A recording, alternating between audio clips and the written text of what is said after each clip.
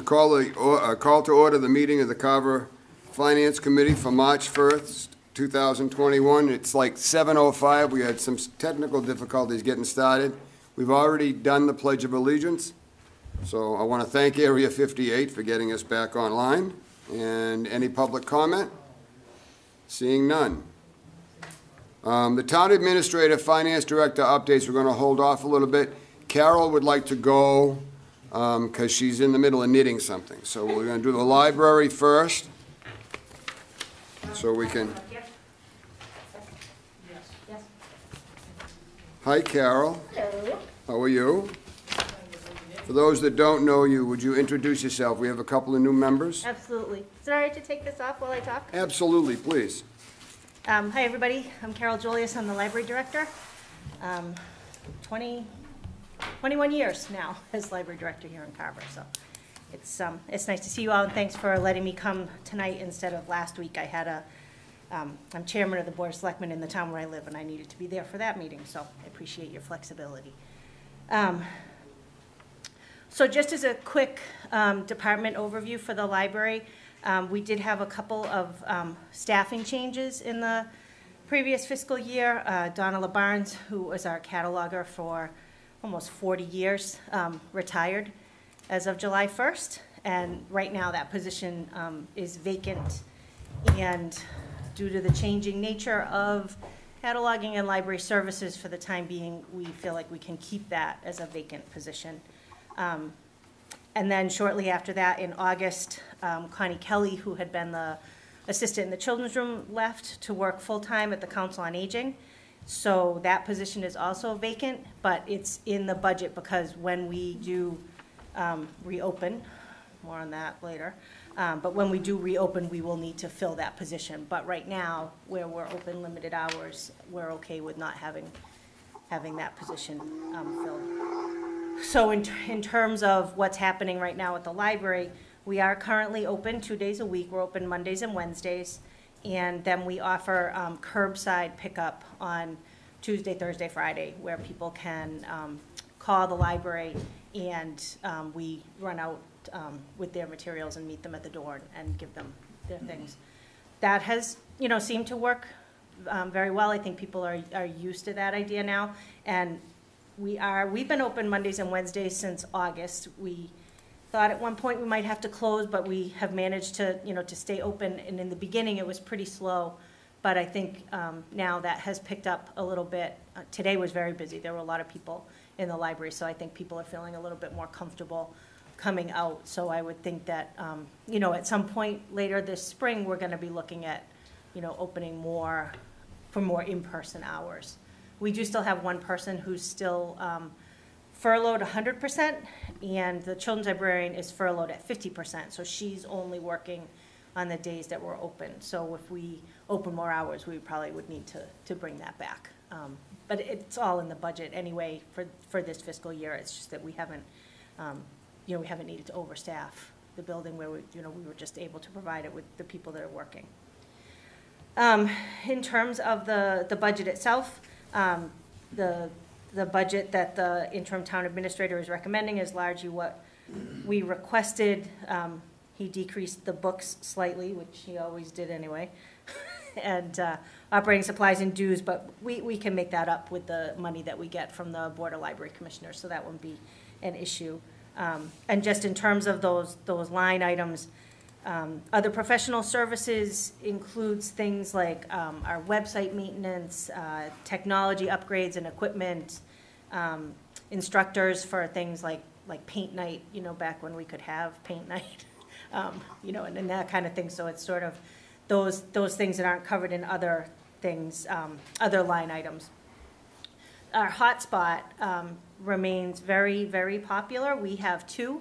And honestly, if we had 3, I think that we could probably circulate as many as we had with those. And what that is, if you're not familiar with the program, is it's about this big size of a credit card, and it's a Wi-Fi device. People can check it out for a week at a time, and a lot of people use it when they go on vacation. We do have some people who use it because they don't have Wi-Fi at home, and they come in and they borrow that so that they can have access at home. And that's been great. People going on car trips or camping trips or anything like that. It's very, very popular. Is that free? We pay for it. Yeah, no, but is Yeah. it free to the person Yes. taking it out? So Yep. the airtime is free, the data's Yeah. free? Unlimited data. Yeah, and it's T-Mobile, so it has pretty good coverage, you know, all the way up the East Coast. And, you know, people have used it all over the place on vacations. We get charged for the, is it unlimited to us? I mean, Yes, yep, So it's a flat rate? yeah. It's $61 a month per, and we have two, so it's $100 a month. But it's unlimited use? It's unlimited data, yep. Okay. It's a scary thought. When Oh, right. thinking about roaming charges and Yeah, everything no, else I coming in. think- I think we've had it about 3 years now, maybe 4, and it's been extremely popular from the get-go. People really appreciate. And we've had to limit how frequently people can reuse it in order to kind of give everybody a shot at the thing. But yeah, postage is self-explanatory. Our biggest postage expense generally is mailing passport applications, which is sort of self-funded because we collect it. You know, we get $35 for every passport application that we execute, so that, you know, goes into the revolving fund and sort of covers that cost with the postage. But this year, we haven't been doing passports. We did a few over the summer when our numbers were really low, and then when we ticked up into the red, we stopped doing in-person passport applications, but now that Carver's in the yellow, we'll be doing those again. And I had 3 phone calls today, so I think that people maybe are feeling a little bit more confident about, you know, about making travel plans and making sure that their passports are current. ILS Library Network, that's the sales library network. That $26,596 includes all of our computer expenses, cataloging library materials, circulating materials out to patrons, all the reports that we run, overdue notices that go to the patrons, text messages that people get when they have something overdue or ready to be picked up. It's maintenance, and then it's also the software for the museum pass reservation that, you know, people can reserve online, meeting room reservations that people can do online. Pretty much anything that you do over a library computer is covered in that line. And it's also the maintenance on our computers, because that comes through sales. We use the town for a few things, but mostly we use sales for that. Materials is all of the things that we purchase. The state dictates that number is supposed to be 16% of our bottom line in order to qualify for state aid.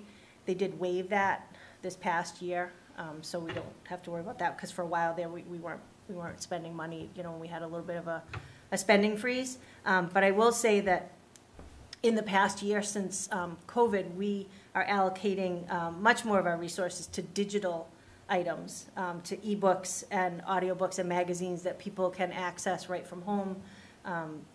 We also have Hoopla, which I like Hoopla because we pay per use. So like, we have databases that we purchase, like Ancestry.com, and we pay a flat fee, and if no one uses it, we still pay that amount. It's what we pay. With Hoopla, we pay when someone uses it. So, and it never happens that nobody uses it. But so, you know, like last month I was just looking at the figures today, like 68 people checked out ebooks. So we pay for that 68 uses. We don't pay just a flat fee. So it's, At what point does the flat fee become a better deal? well, Hoopla doesn't offer a flat fee for Okay. that. So there isn't really, the thing I like about it is, you know, if you follow the whole digital publishing thing at all, which not that I expect that you should or would, but, you know, because they don't make as much money on digital items, what they do now is they require us to repurchase like an ebook. After it's been, you know, checked out or read so many times, we have to basically like buy another license for it. Yeah, because the publishers, I mean, which is silly because, you know, when we buy a book and that book can circulate so many times, Sure. and it doesn't, you know, fall apart. But with the digital purchases, we have to redo that. So with Hoopla, we never run into that because it's just a one-time use each time. But it's got all kinds of stuff. It has comic books, they have books, they have audio, they have music, they have TV shows, they have movies, and people can access that, you know, right from home from whatever device they have. So that has been great during the pandemic. That, and then Libby, which is, you know, the overdrive use for books. Back to the budget. Operating supplies is, you know, everything from paper to toner, ink, barcodes, library cards, all of that. And then dues is for our membership. in Mass Library Association and attending conferences, which we're not going to conferences anymore, so. I will say our revenues have fallen off, not that we're associated with a ton of revenue anyway, but passports generally, we're bringing in a lot into revenue that we then use to offset the book budget.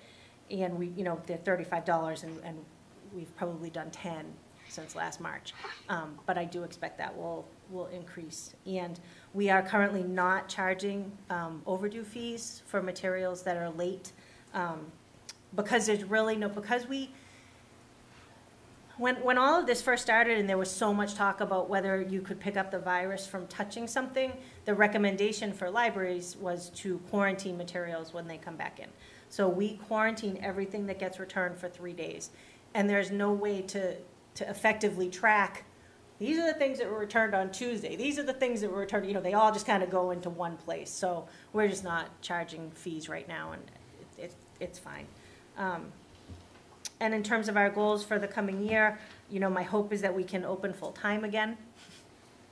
And we will need to replace the aide for children's services, and we do have a vacancy in adult services, and it was someone that had left right before we shut down, and so we just never filled that position again. But it is budgeted to do it. And I think too, there's should be some consideration to continuing some of the things we learned to do this year, like curbside pickup. I think people really like that, and I think that's something that we should continue to offer. So that's my 5-minute synopsis, but I'd be happy to answer any questions. I know that was a lot to cover. What is the library open now? Is it Right now, we're open Mondays 10 to 4 and Wednesdays 10 to 6. through the summer, back summer? Was it open We at all? opened in August. So you were closed until August? We were closed and really didn't offer anything in terms of usage from the building other than digital stuff for until May. And then at the end of May, we started offering curbside pickup. And then in August, we opened to 2 days a week. So everything prior to that was all virtual, Facebook, Zoom, trying to do those kinds of things. How much use are you getting from the curbside pickup? How much usage? Yeah. It's busy. In the beginning, we were, I would say like everybody else, I'm sure for a year, like we're all just making this up as we go along, right? So in the beginning, we were putting things in brown paper bags, and we were, putting elastics around them and writing, the first 3 letters of someone's last name and then their library card, and we drag everything out, on a table in front, and then drag everything in, and we finally figured out, like, that we're moving a lot of stuff every day that people aren't necessarily coming and getting. So we switched it, and now they call when they come in rather than, putting everything outside. I would say, that phone's ringing pretty consistently all day long. Maybe, 20 people, 50 people. It's not overwhelming, but it's constant, if that makes sense. Yeah. Some people, would rather come in and browse. So, that's a busier time. But really, when we opened in August, like, we took away all the chairs. We took, and the idea was kind of like you just come in and get what you need and leave. But I think now that things are getting better, we'll be able to put some of those services back in place. Anybody else? I don't have any questions. Take a motion. I make a motion to recommend to the select board the budget for the library salaries of $322,419 and the library operating for $94,946. Need a second. I'll second. Motion made and seconded to suggest the Board of Selectmen, to recommend to the Board of Selectmen the library operating budget of $322,419 and $94,946. Any further discussion? All those in favor? Aye. Aye. Aye. I need to abstain now. I'm a library trustee. Okay. You were on, Pat? Yes, Any opposed? Haven't got to the opposed yet. 701. Is that 6? Oh, no, 7. 701, sorry.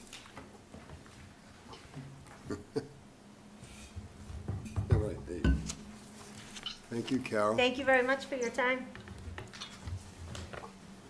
We're gonna take up the capital portion a little later on, dealing with the heat and the air conditioning. Yeah, that's not my budget, but please. I had the tour. Dave took me up to the second floor, up to the attic. Yeah.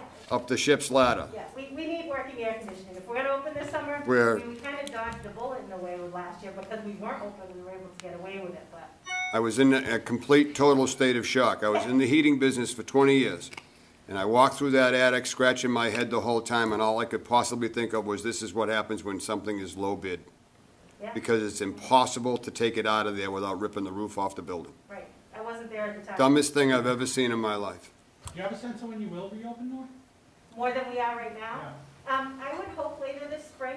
I mean, I know for some, like, I have some staff that are older, and I think they're not gonna feel really comfortable being open until they've been vaccinated.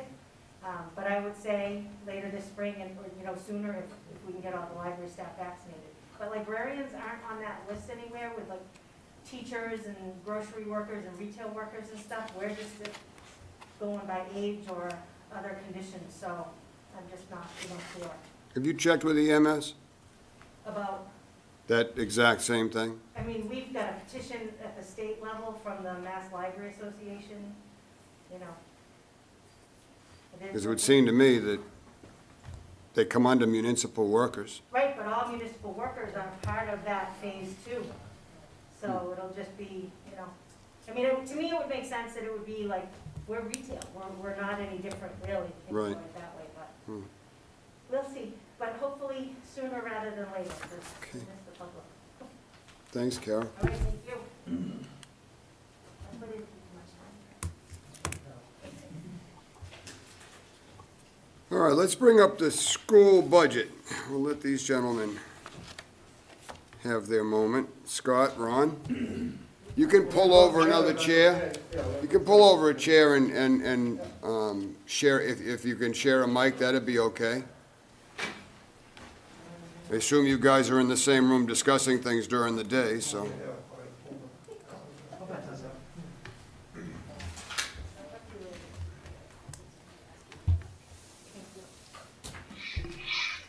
Good seeing you, Carol.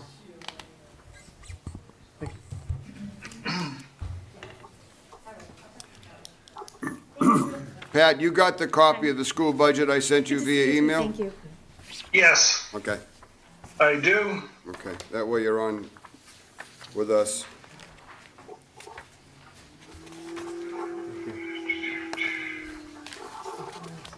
Thank you. Thanks, Rob. So, thank you for having us here this evening. I don't know everybody, so I'll introduce myself. I'm Scott Davis, Superintendent of the Carver Public Schools. Give you a little, for those who don't know me, I'll give you a little bit of my background. I've actually been with the Carver Public Schools for over 28 years. It's the only district I've ever worked in. I was a teacher at Carver High School, assistant principal, principal at the high school for 10 years, and now just started my 5th year as superintendent. I actually started the Monday after February vacation 5 years ago, when the former superintendent, Liz Sorrell, retired.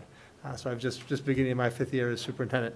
I had the opportunity to work with Pat as principal and as when he was the finance director in the school district, and that was a wonderful experience, as I'm sure you've all had that same experience of working with Pat as a member of the finance committee.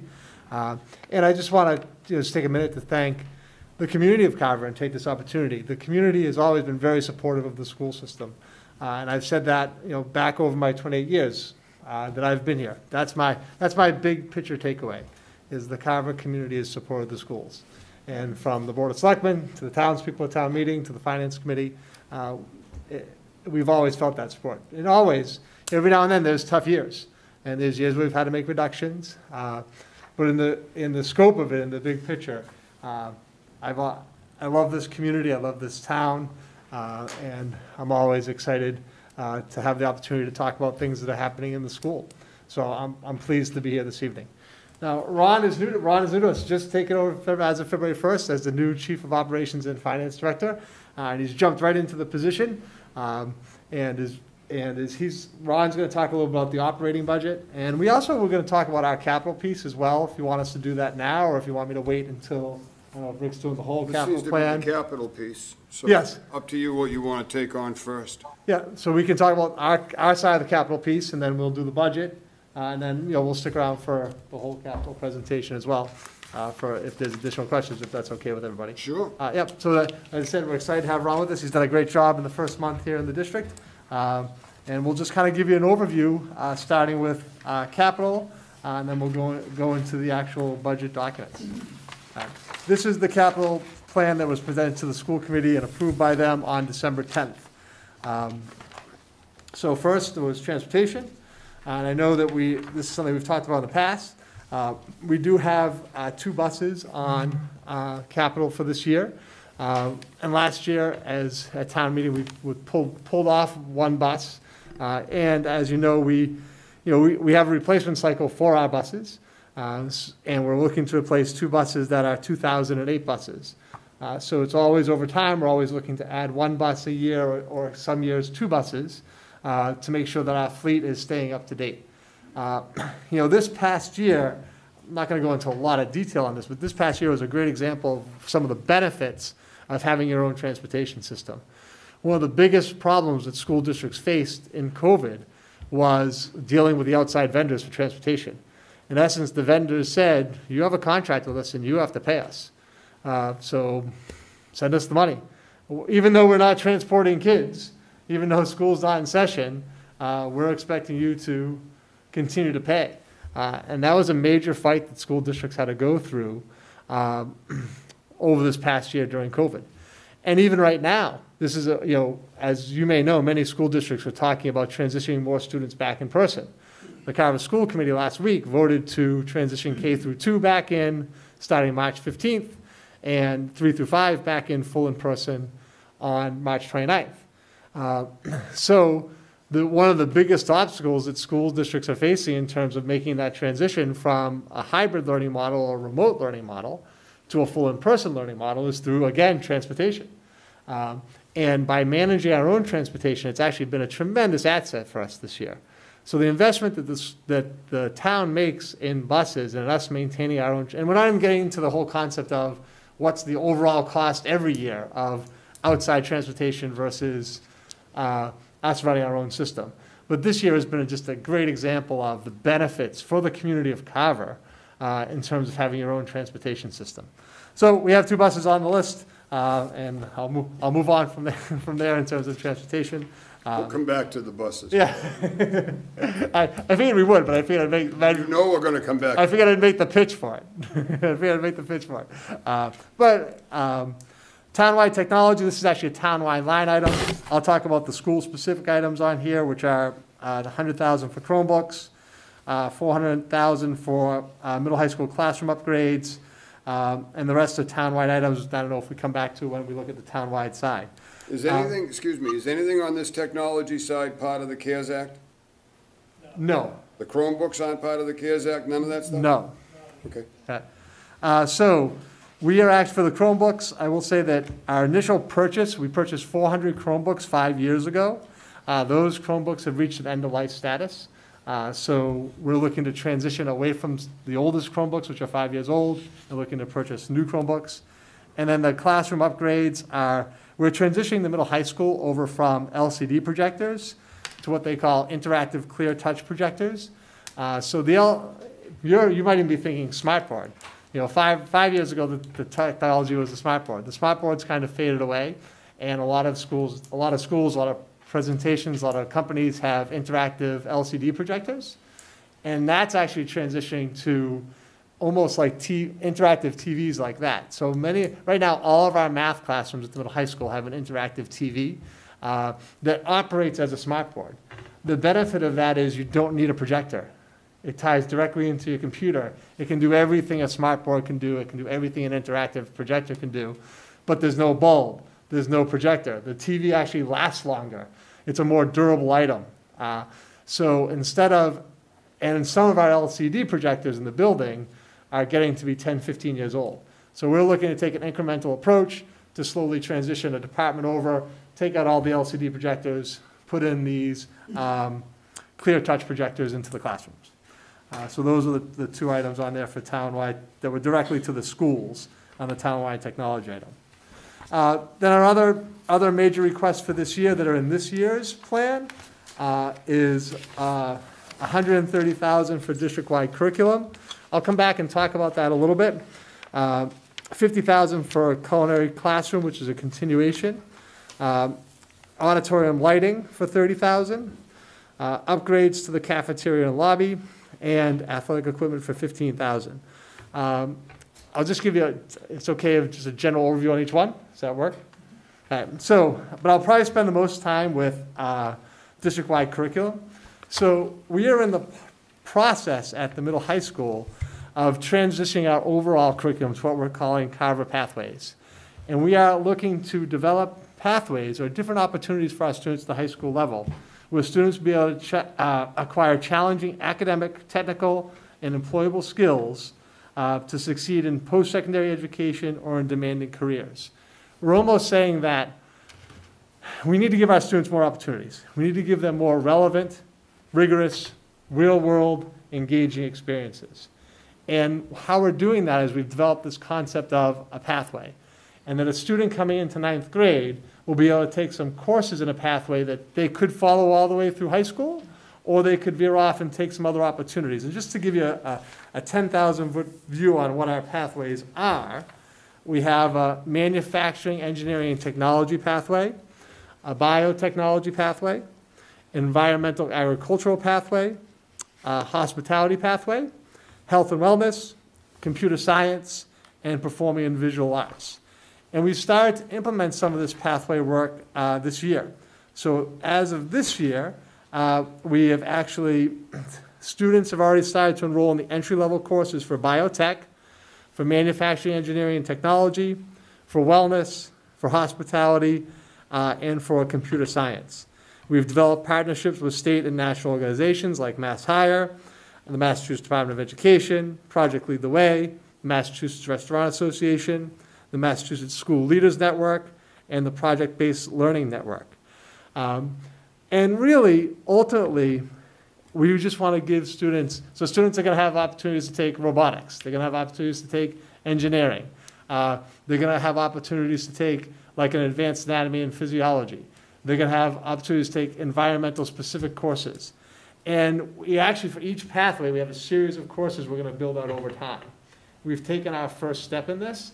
We received last year through capital $100,000 to support the building of our manufacturing, engineering, and technology program that has gone to purchasing robotics equipment. It's gone to purchasing computers. It's gone to purchasing a CNC machine, which we're in the process of still purchasing. So we're just giving. It's really we've been doing a lot of presentations on this. I could spend hours talking about it. I won't spend too much time on it. The high school principal actually is making a presentation next Tuesday for parents. We've been doing regular updates at school committee meetings. This is a major curriculum shift at our middle high school. But it's all focused on tying students to more real-world experiences. And it's going to culminate with internships at the end of each pathway. So we're actually already starting to make some collaborations with engineering firms. We're already starting to make connections in the culinary world, so that we, at the end, in senior year, these students will have these opportunities to have these kind of real-world academic, real-world experiences. So the district-wide curriculum, most of that money is going to support the growth and the build-out of our Pathways program over the next couple of years. The other piece of this is, and I'll spend less time on this, not that it's less important, is we're also looking at revising our literacy reading series at the elementary school. So the other curriculum piece is the Reading Street curriculum we've had for about 10 years. We're beginning the process of looking at some other curriculum for reading and literacy at the elementary school level. Culinary classroom, this is a continuation. I think many of you know our culinary program is really successful. So it's not a Chapter 74 program, and it's not our intention to have it be a Chapter 74 program. But we have an outstanding culinary teacher, and we participate with a group called ProStart. And we've actually participated in a lot of ProStart has competitions, both at the state level and at the national level, for management. And the management teams actually design a restaurant, do the business plan for a restaurant, and kind of have to sell the restaurant and say, this is what my restaurant would be. And then there's a culinary portion which does the actual cooking piece. And we've had teams compete in both the management and in the culinary side. And we've had actually several teams be state champions on both sides. We had a management team a couple of years ago, finished third in the country. So we have these kids in our culinary programs doing these outstanding things. And when they go to compete, they're competing against all Chapter 74 vocational schools. And they go in and they win. And then they go to the nationals. But if you look at our culinary classroom a couple of years ago, it was really a very similar to the home ec classroom that you probably had for home ec when you were in high school. It doesn't have some of the same equipment that a real professional kitchen would have. So as part of this process, again, we actually received $100,000 through capital last year as the school district. We're seeking another $50,000 to kind of redo and make a more state-of-the-art industrial kitchen for our culinary programs, which also supports our pathways. Auditorium lighting, I think you've been to meetings in the auditorium and know that there are. So, basically the auditorium in terms of light and sound, both of those components, we've upgraded the sound a little bit. Both of those components really go back to the building of that building in 1988. The lighting system really needs to be redesigned. There's no longer a functioning lighting board in there. So the lighting here is for both, again, that's some additional monies that we received. We received $50,000 previously. This is an additional $30,000 to redo the lighting in the auditorium. Cafeteria lobby upgrades is we actually want to change the design and setup of our cafeteria at the middle high school. That it's a very old, again, old style traditional cafeteria. There are a lot of schools that are going to, and who knows how this is going to, we're assuming this is going to be a more normal world. I don't know when a more normal world is going to occur, because unfortunately right now our high school students sit at desks in the cafeteria, 6 feet apart, all facing the same direction, because those are the rules. Eventually those rules will change, and we'd like to, we're envisioning it more almost like a cafe style, where there's various seating options. There's some benches, there's some countertops, there's some tabletops, there's some traditional cafeteria seating. So we're looking to upgrade and redesign the cafeteria space. Again, much of the equipment in that cafeteria is over 15 or 20 years old, whether it be cafeteria tables, seats, all those things. We have not had an upgrade in that area in many, many years. And then the last one is athletic equipment was $15,000, which is actually focused specifically on new mats for our wrestling teams. Again, the wrestling mats are the original mats to the middle high school. So they've been there for they're over 25 years old in terms of the mats we're using.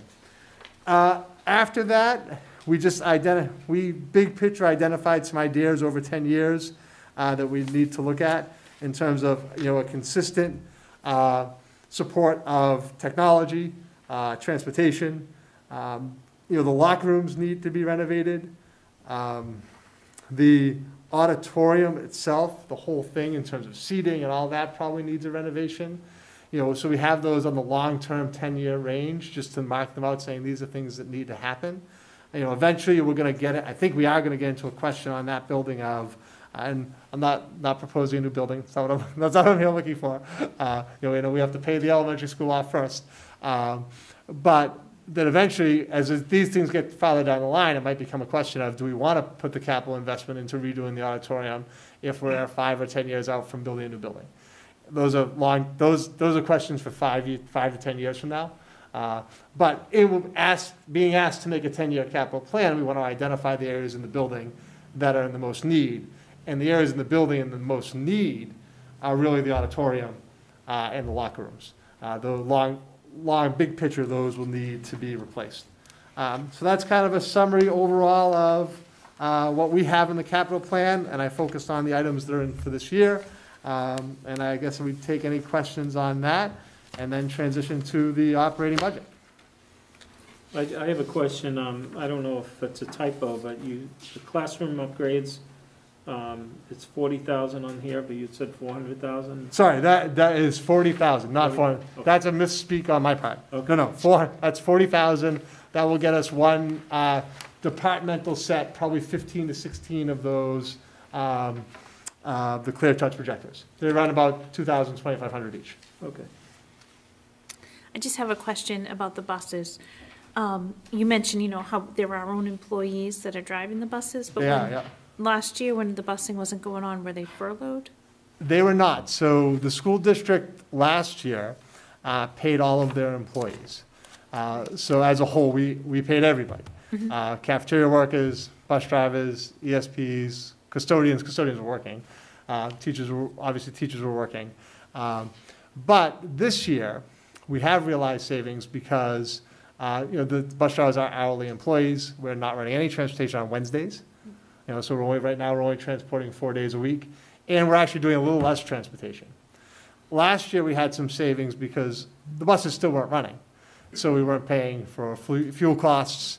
We were still doing the required maintenance and upkeep on the buses, but the reality was there was less because the buses weren't running. So there was a savings last year in terms of overall costs because of not paying for fuel, maintenance, upkeep. But the drivers were paid last year. This year, as of July 1st, they're being paid for the work they're doing, which is less. So it's actually right now a lower cost than it had been in the past. But that will change as we transition to full in-person. Thank you.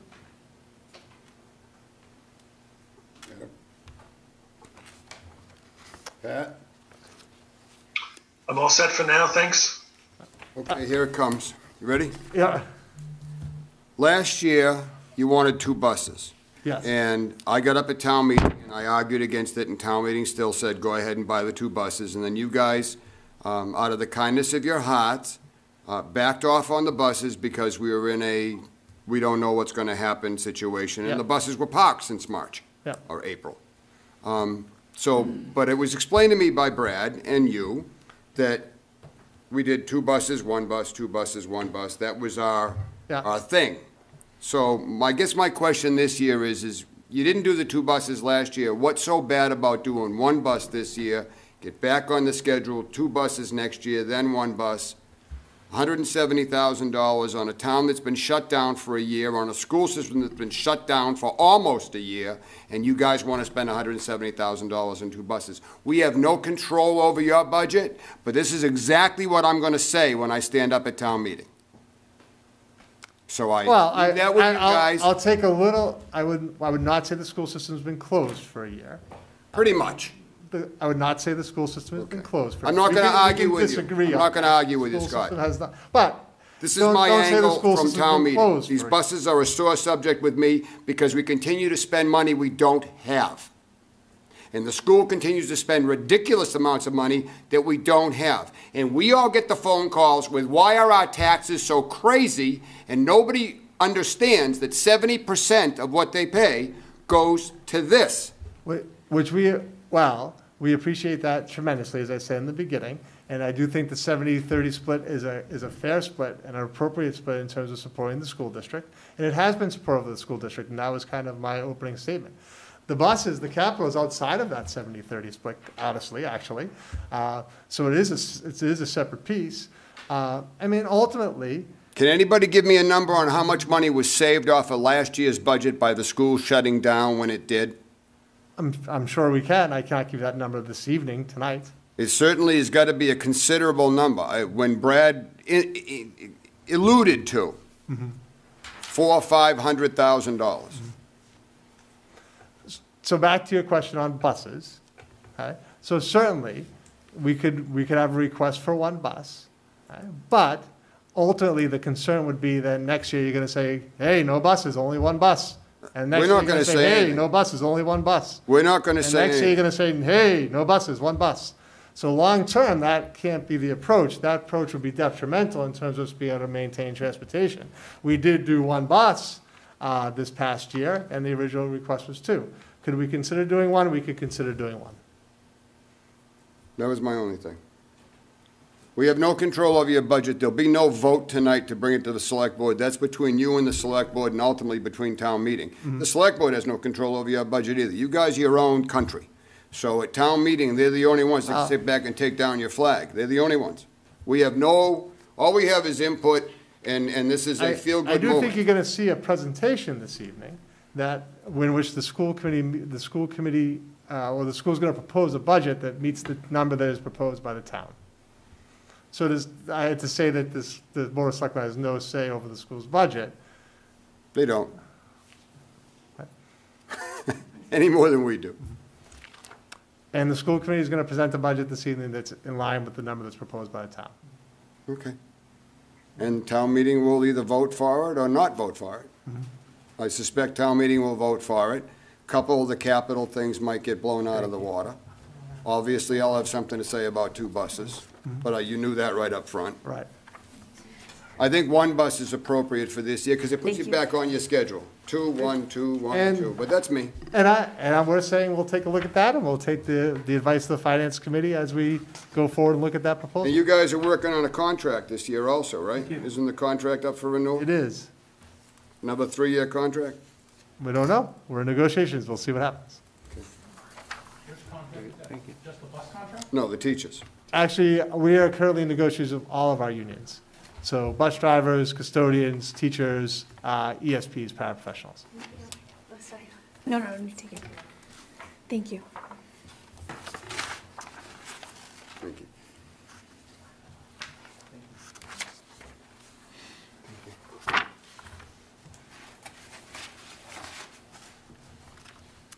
And Ron's going to talk about the operating budget. Well, thank you, Superintendent Neef, and thank you all for taking a few minutes this evening to share with us your feedback on the budget and the capital information. I guess I'll just get started by saying you've got 2 documents in front of you. The first is a executive summary. That's the presentation that I'll give you this evening.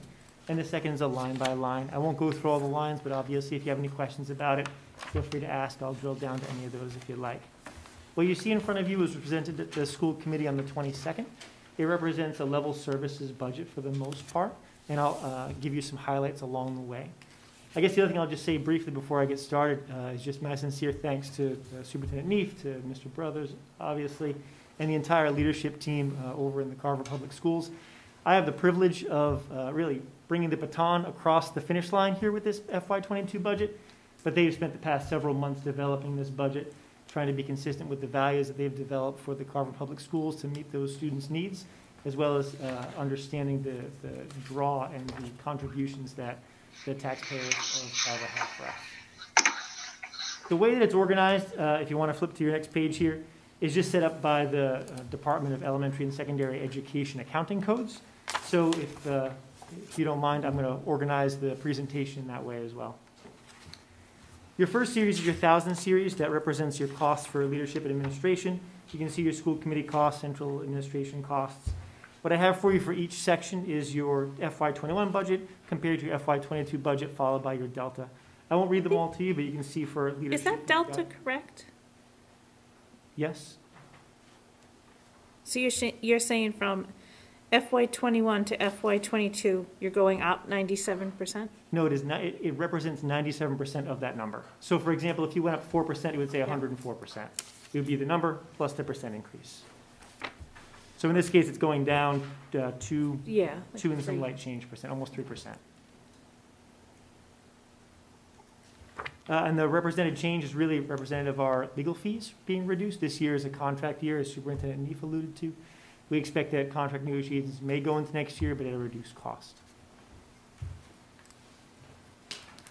Your second series is your 2000 series. This is really the meat of your budget. Looking at just about 15 million, 15.2 million for FY22. Again, that's everything from all of your instructional salaries, professional development, curriculum, technology, equipment, all of your teaching salaries, your principal salaries, and so on.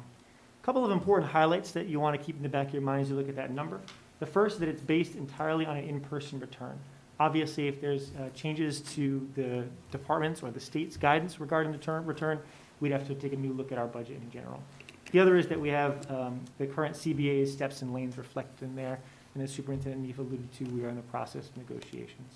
So you can see about a 4.1% increase from FY21 to FY22 in that series. Your 3000 series is your other services, looking from about 2.06 million to 2.08 million, just shy of 1% increase from year to year. That's including our transportation program. Health refers to your nursing services, as well as athletics. A couple of key highlights that are important to keep in the back of your mind. The first is this is one of the few places where we have an above-level services component of our budget. It includes we call a COVID nurse, so nurse that was brought on in response to the pandemic. The intention of the school district is to maintain that service for students as we transition to in-person learning going into FY22. I'll talk a little bit about the ESSER 2 offset at the end of the presentation and talk about how that's covering the costs. Your 4000 series is operations. This keeps the lights on for your schools. FY21 1.64, FY22 1.69, up about 2.8% from the previous year. Again, that's everything from the electric and gas costs to buildings and grounds staffing. This is the other place in our budget where you see just slightly above level services. We brought on 2 additional custodians to cover ensuring that the buildings met all the expectations of DESE and the state when it came to the pandemic, and it's the intention through the FY22 budget to maintain those services going into FY22. Again, I'll share with you a little bit about how we cover those costs through ESSER 2.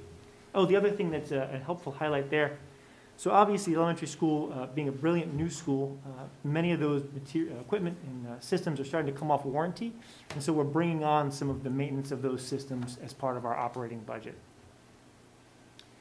Your 5000 series is fixed costs. For our school district, the large lion's share there is going to be your health care costs. You can see in FY21, 5.13, FY22, 5.39, increase of about 1.5% all in. A couple of key components to keep in the back of your mind, and it actually drills down a little bit on the next page.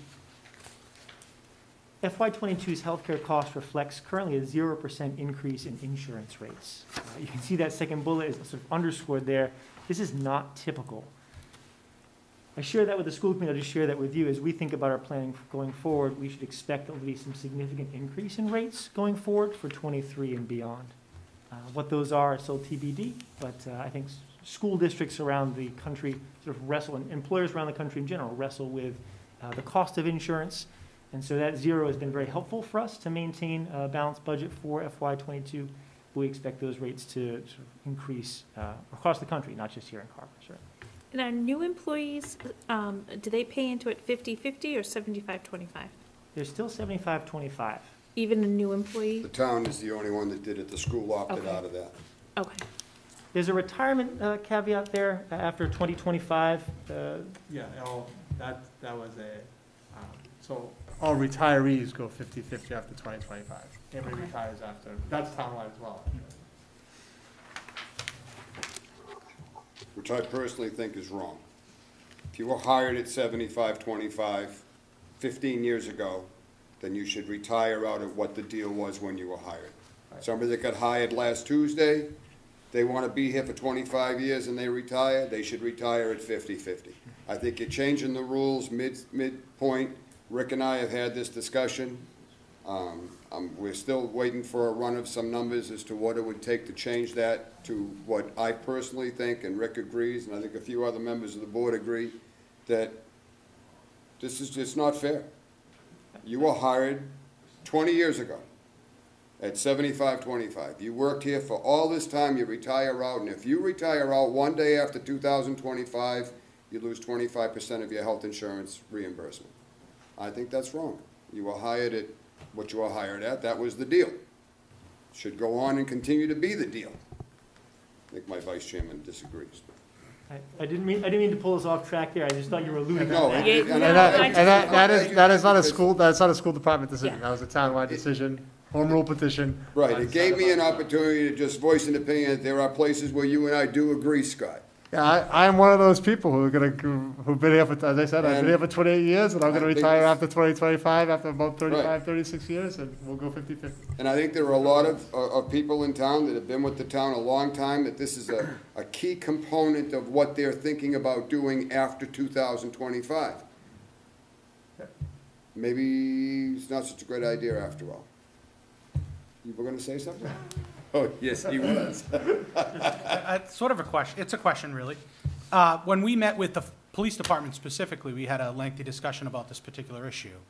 And sort of in preparation for what might be some ramifications of this change down the road to their department, they have a general sense as to sort of the scope of the impact. Have you done that due diligence yet? Do you have a general idea as to what potentially could happen from a retirement standpoint come 2025 as a result of this change? I can't give you a hard number. Sure. But Totally understand. certainly that's something we've looked at in terms of the number of people who may retire earlier than 2025. But ultimately, they really have to look at the impacts of that based on the teacher's retirement system. Getting to 80% in the teacher's retirement system is more important than if your healthcare goes from 75 to 50. So if someone's not going to leave early, and in the teacher's retirement system, you get to the 8% at the end. So the last 3 or 4 years, you make a big push towards 80%, if that makes sense. So if you go, I don't have the chart in front of me, but if you leave 3 years early at, 62% of your top 3 years of earning, you're not going to do that just because your health care is going 75, 50. You're going to stay the 3 years and get to 80%. So it may not have the same level of impact based on the nature of the teacher's retirement system. But will there be people? Are there people who say, you know what, it might make a year or two difference. They may decide to go in 2025 versus 2027. Yeah. Okay. It's a big deal. It's a big deal when 6 members of the police department are bailing out in 2025 because of it. Yeah, so for me, I'll give myself, I'm the perfect example. I am actually the perfect example of this. Right now, the way, if I'm lucky enough to stay in Carver and be here, which I hope to be through my retirement, I can retire in 2028. I would not leave in 2025. It would be a big loss for me to leave in 2025 just because of the 50. That would not be a deciding factor for me. I would definitely stay through 2028 and get to my 80% of my best 3 years. Is it 35 years to get to that 80%? It's a factor based on your age and number of years of service. So it's not always 35 years. So it all depends on when you started. I happened to start right out of school. Right. So I was there then. Yes, you were. So it is 35 years for me. Someone who starts a little older and is a little old. So it's a combination of age and years of experience. Okay. Thank you. But we're not going to have 25% of our staff retire because of this. Yeah, and that's just what I was getting at. I wanted to ensure that we're not dealing with that down the road.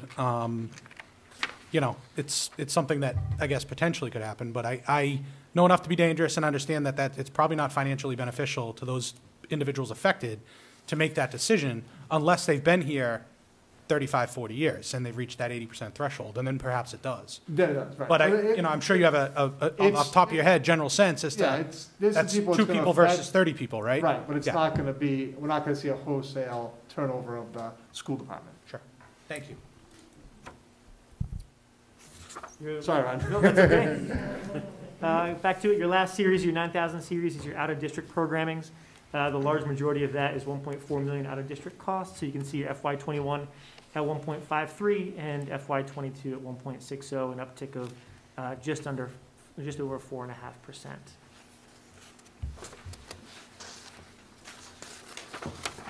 Your next slide are just some revenue assumptions. The first is sort of separate really from your total operating. This just gives you a sense of the kinds of things that there are fees for in the school department. So your revolving accounts with your athletics budgets, your intramurals, and your parking fees. It just shows you your FY22 projected amount, and then the kinds of things those go to offset. The next item, though, is really the item that I'm sure this group is most interested in, and that's your FY22 assumption for revenue at the town level. You can see this is the number that we presented to the school committee back on February 22nd. In FY21 to FY22, an increase of about 1.49%. That number currently 24,604, 287. The next 2 slides I just want to share with you talk a little bit about the offsets to the operating budget, and these are in 2 different buckets. One is just your annual offsets, so offsets that we typically expect as part of a school department, not just Carver, really almost any school department. And the second are really one-time offsets that we're looking to use to balance this budget. I'll start with your annual offsets. Some of them are really straightforward. Your IDEA and Title I, those are typical grants that we get year to year. They're federal earmarks that flow through the Department of Education, ultimately to towns and schools. You can see the FY22 amount there and then the kind of things that offsets. Circuit breaker is also it's a funding source that's essentially a year in arrears that allows school districts to cover the costs of expensive, typically out-of-district or special education services in general. You can see you've got about $500,000 in circuit breaker there for next year. That goes to your out-of-district tuitions, which I showed you in that 9,000 series. Your pre-K fees are exactly that, fees for pre-K services. School choice, Carver Public Schools is a school choice school district, and so children and families in surrounding communities can choose to come to Carver, and there's a tuition that goes along with that. Your PCRB reduction is 63,609. That goes obviously to your Plymouth County retirement, which brings your annual offsets up to about 1.7 million. Your second page here are your one-time offsets. So Carver has been fortunate that we've had great financial leadership both here in the town and at the school department.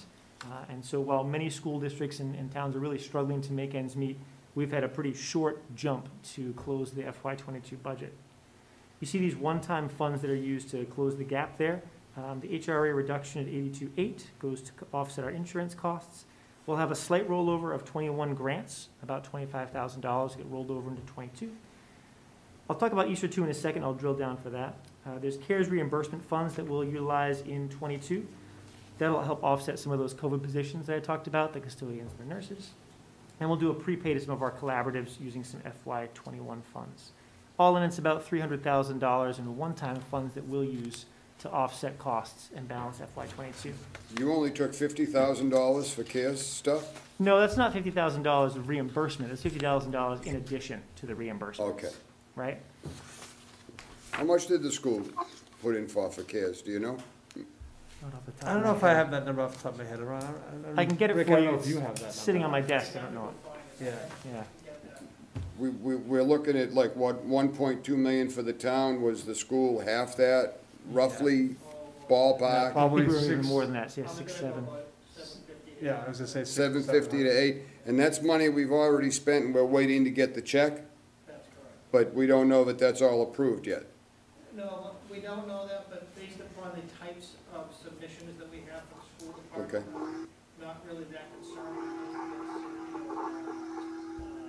Materials, cleaning materials, safety equipment, unemployment costs, things that really, they're really not a question. Some of the, technology, work at home technology, those things are again, not even a question. and all the PPE was, all of our PPE went off through CARES. I asked this question Yeah. when Meg was here at the last meeting too, what was the plan B if they kicked it all back, you know? So, okay. The last thing here I just want to bring your attention to is Easter 2. So Easter 1 came out from the feds right at the start of the pandemic. Easter 2 has recently come out. Easter 2 has got some flexibility through the federal and state government. It's grant funding. It's got a pretty wide window. You can use it in 21, 22, and even a little bit through FY23. You can see our total allocation here, just over $500,000 for Easter 2. We're currently planning to spend about $100,000 to cover some of those COVID costs, so that COVID nursing, COVID custodians as well going into FY22, and that'll offset some of those costs for the operating budget. It still gives us some flexibility going into 22.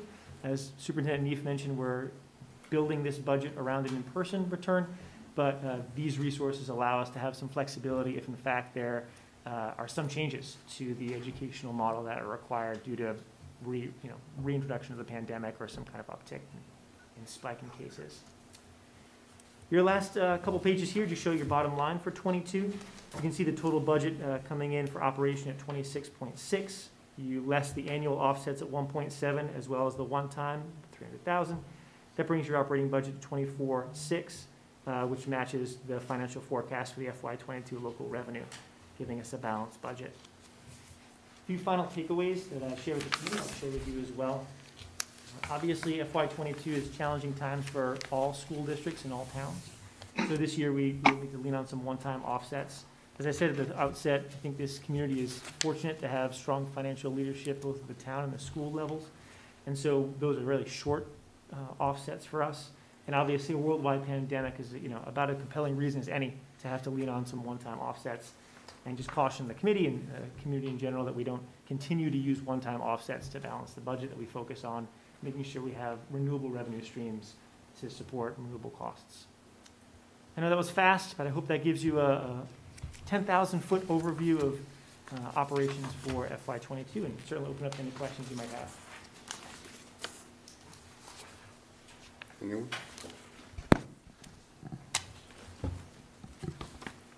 I have a quick question about something you mentioned earlier. With ongoing union negotiations, as it relates to like teaching staff, that sort of stuff, what is the negotiation team is comprised of who? And I don't mean the individual specifically, but what's the nature of the team, who's on it, who's there representing the town, who's there representing the school, so on and so forth? School committee members. So it's 2 members of the school committee, myself, Ron, and the school district's attorney. Okay, so nobody from the Board of Selectmen, obviously nobody from the FinCom. So the Board of Selectmen has the right to appoint someone to be a 6th member of the school committee, to actually vote when the agreements come forward to the board to vote on. So we have been inviting Rick to join our executive sessions as we plan and discuss as an entire board. And so Alan Dunham actually served in that role last time. So Alan Dunham was there. So when the negotiating teams come to a tentative agreement, the tentative agreement comes to the board. Rick has the ability to appoint someone of his choosing to be a 6th person on the board. And that 6th person gets 1 vote. Okay. Rick, did I describe that well? Right. Thank you. Yeah. I think the point is that, and this is nothing against anybody that's sitting on that negotiating team. And this is nothing that's a secret, because I've said this to Adam, I've said this to Rick, I think I've said it to you, Scott. Yeah. I think that inherently, every single school is at a disadvantage when it comes to negotiating these contracts, because the bulk of the members on that negotiating team have other jobs, and they're up against a professional union rep whose only job it is to do a contract, do a deal. So I think that just by itself, it's kind of like trying to negotiate your health condition with a brain surgeon. You know, you can tell him how your headache feels, but you can't really get on that level and discuss what he's about to do to you, because he's a brain surgeon and you're not. Yeah. So that's, and I'm not disparaging it. I think it's almost a disadvantage. The school committee does employ an attorney who represents the school committee and acts as our representative, as does the MTA. And does the attorney have, past experience with these type of negotiations? Actually, our attorney is the same. A Viper. Is the same. It's actually the same law from the school districts used since we deregionalized from Plymouth, and the actual attorney her specialty is in labor negotiations and in student discipline, actually. But their firm specializes specifically at Stoneman, Chandler, and Miller, and they specialize specifically in school law. Okay. Anyone else? I would, Alan. Sure, Pat. Okay. Pat's probably the most experienced guy we've got on this thing. Hi, Scott. That is for sure. Can you guys let him have it, Pat. Let him have it, both barrels. Remember how you said to me a couple hours ago you're going to let Scott have it? Oh, yeah. Yeah. Good to see you, Scott, and good to see you too again, Ron. And Ron, welcome to Carver. Thank you, Pat. Okay. Just a couple thoughts. Thank you for a very comprehensive budget presentation. And Scott, it's really good to see a lot of nice, new, interesting things going on in the school system. I think as far as the budget goes, I just want to make a general comment to all the people involved in putting the town's budget together, because I've been on that side of it in some good years, and I've been on some very bad years, so I know what goes into it. But everybody from town administrator, finance director, and all the department heads, I think, have done just a phenomenal job this year under the conditions that we're under, coming in with a level serviced budget that does not have any reduction in force anywhere, and did not have to go also into the rainy day fund. So congratulations to all of you for doing that. It was just a phenomenal job. And I'd like to also say, just as a couple of comments on the school budget too, which I'm a little bit familiar with, and that to see that there's everything fell into place. It looked like there were no crazy numbers in there or big jumps or whatever. And you've got particularly in the areas of salary, health insurance, which was really good. In fact, I'd look at health insurance. It was back, I can remember back in around 1994 or 5 when there was actually a reduction in premiums in health insurance, and that's the last time that ever happened, or even a flat line. And health insurance, and also special education, which is probably like about 90% of your budget. And those numbers were within the realm of the general increase. So it was really good to see that. I think you guys did a great job. Thanks for coming in tonight. Good to see you. And again, Ron, welcome to Carver. Thank you very much, Pat. Thank you, Pat. Thanks, Pat. Anybody else? Thanks, guys. Thank you very much. Thanks for the time. Thank you.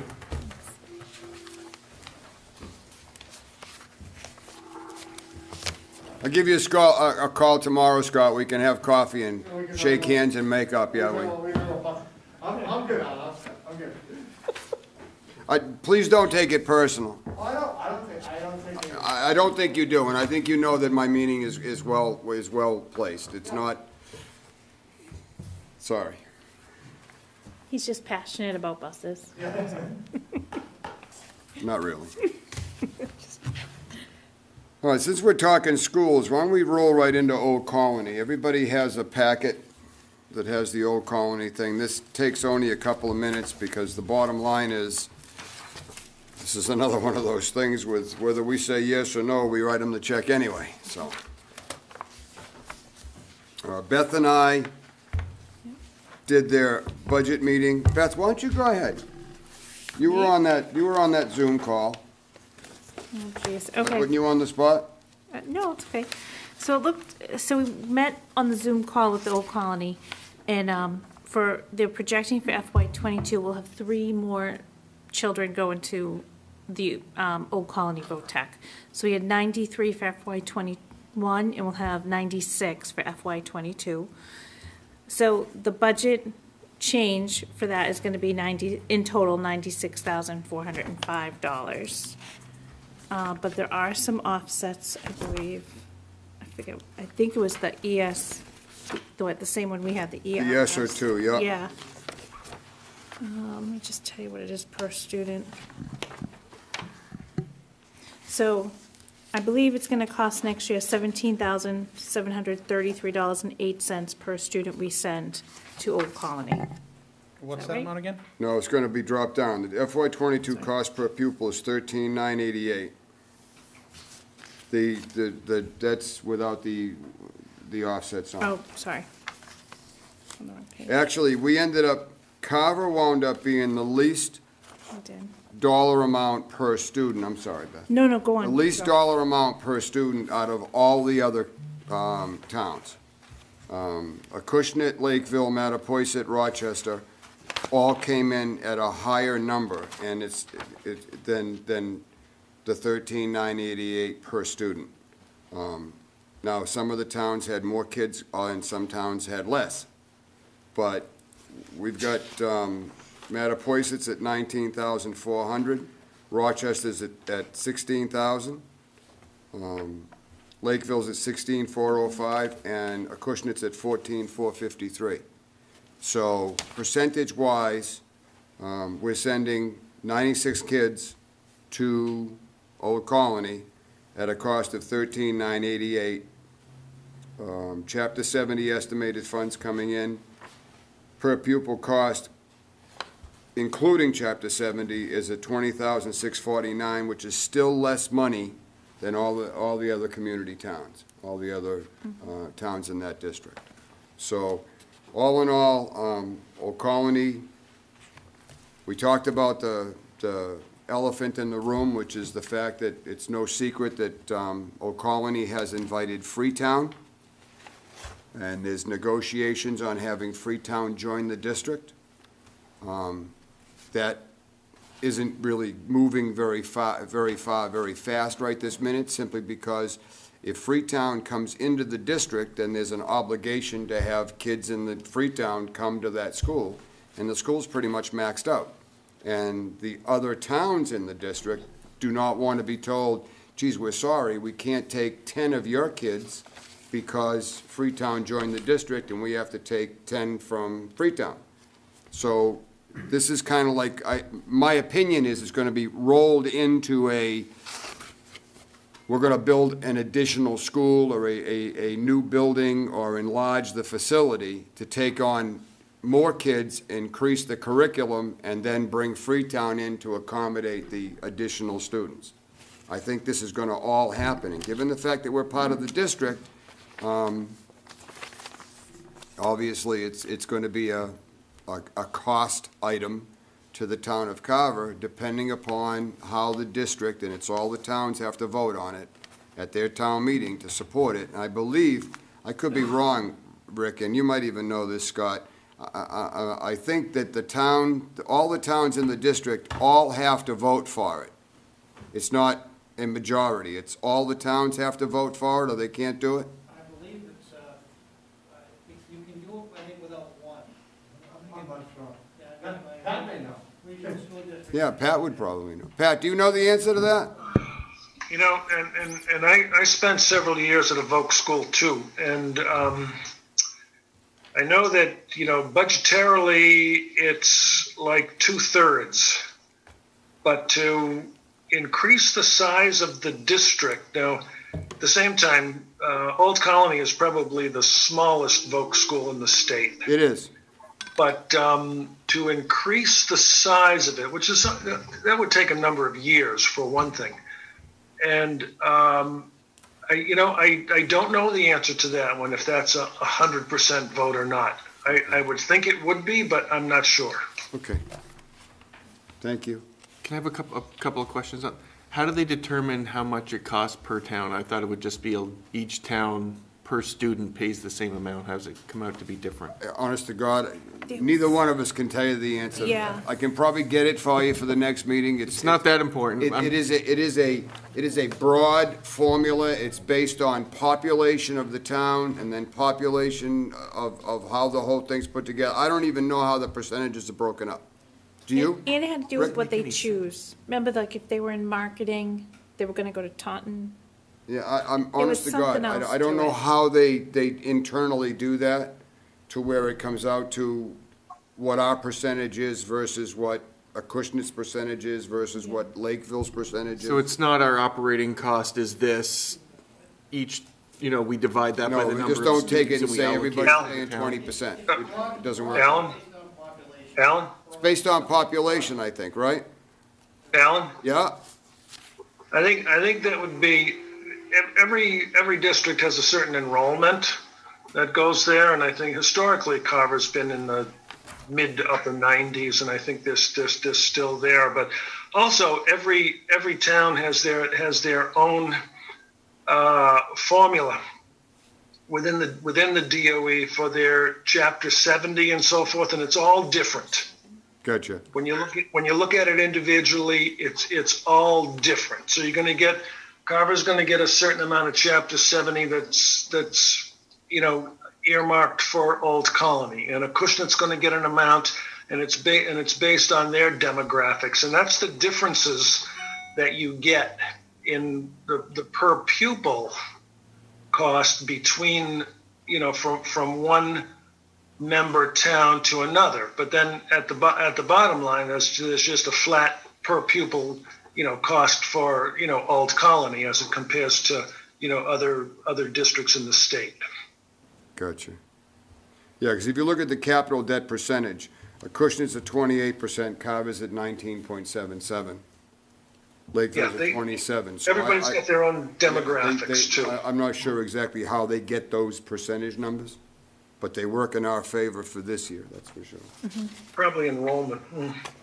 It might be historical enrollment, it might be when we came on, when we were chartered in. Maybe we obviously, it wasn't invented with Carver being a part of it, was it? That goes before me, so I don't know. And then just to go back to the Carver schools, do we have a number, the cost per student for Carver? I know it's apples to oranges here as far as Yeah, Old actually, we Colony didn't to get Carver, enrollment but numbers. What is the population for this year, do you know? Total school population Yeah, is a little over 1,500, like 1,510. okay.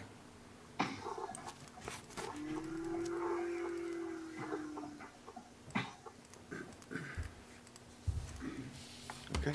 It's not, this year's number's not a great number to use because of COVID. We had many families go to homeschool because they chose not to participate. They didn't want to participate in hybrid learning, remote learning. So our actual enrollment over time, if we go the last 5 years, is close to 1,600. I think next year you'll actually see, we already have some of the homeschool kids coming back now that we're starting to open up.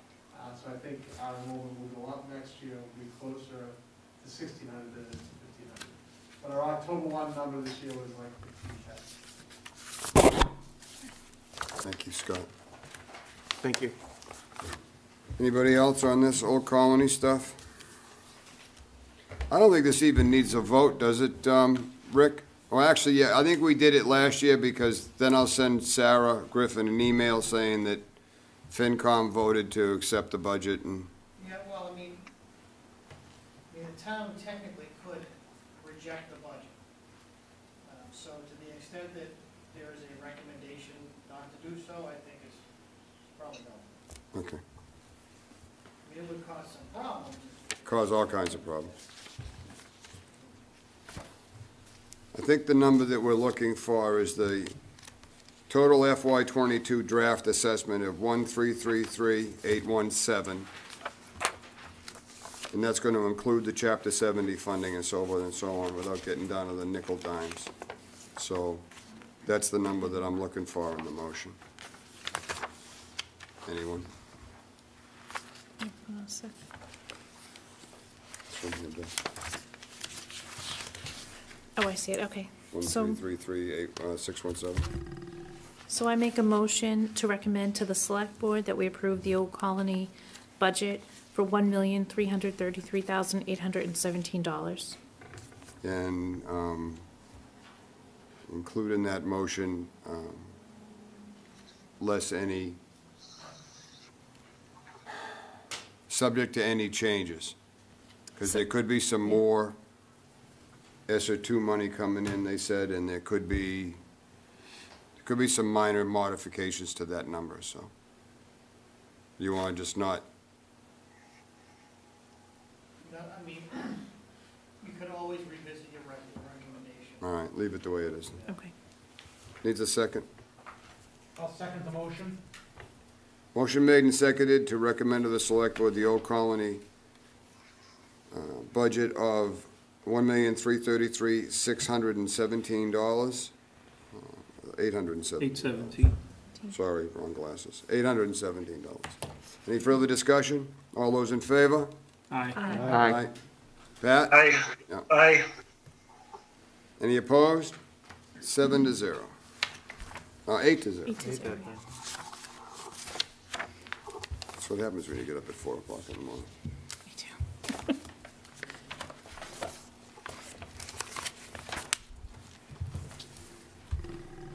Okay, OC. I need a motion to bring the PEP off the table from last meeting? Don't everybody jump to the microphone at once.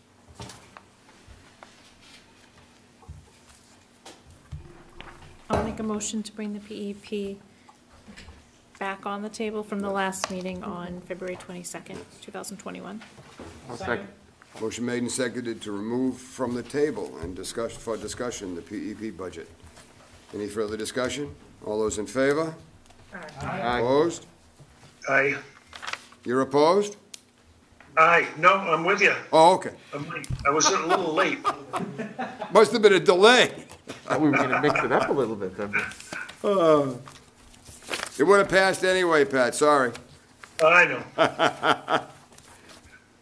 Mr. Town Administrator, the floor is yours. Yes, last week you saw a budget presented by Mr. Walsh, and you also have a recommendation from me in terms of what the budget next year should look like.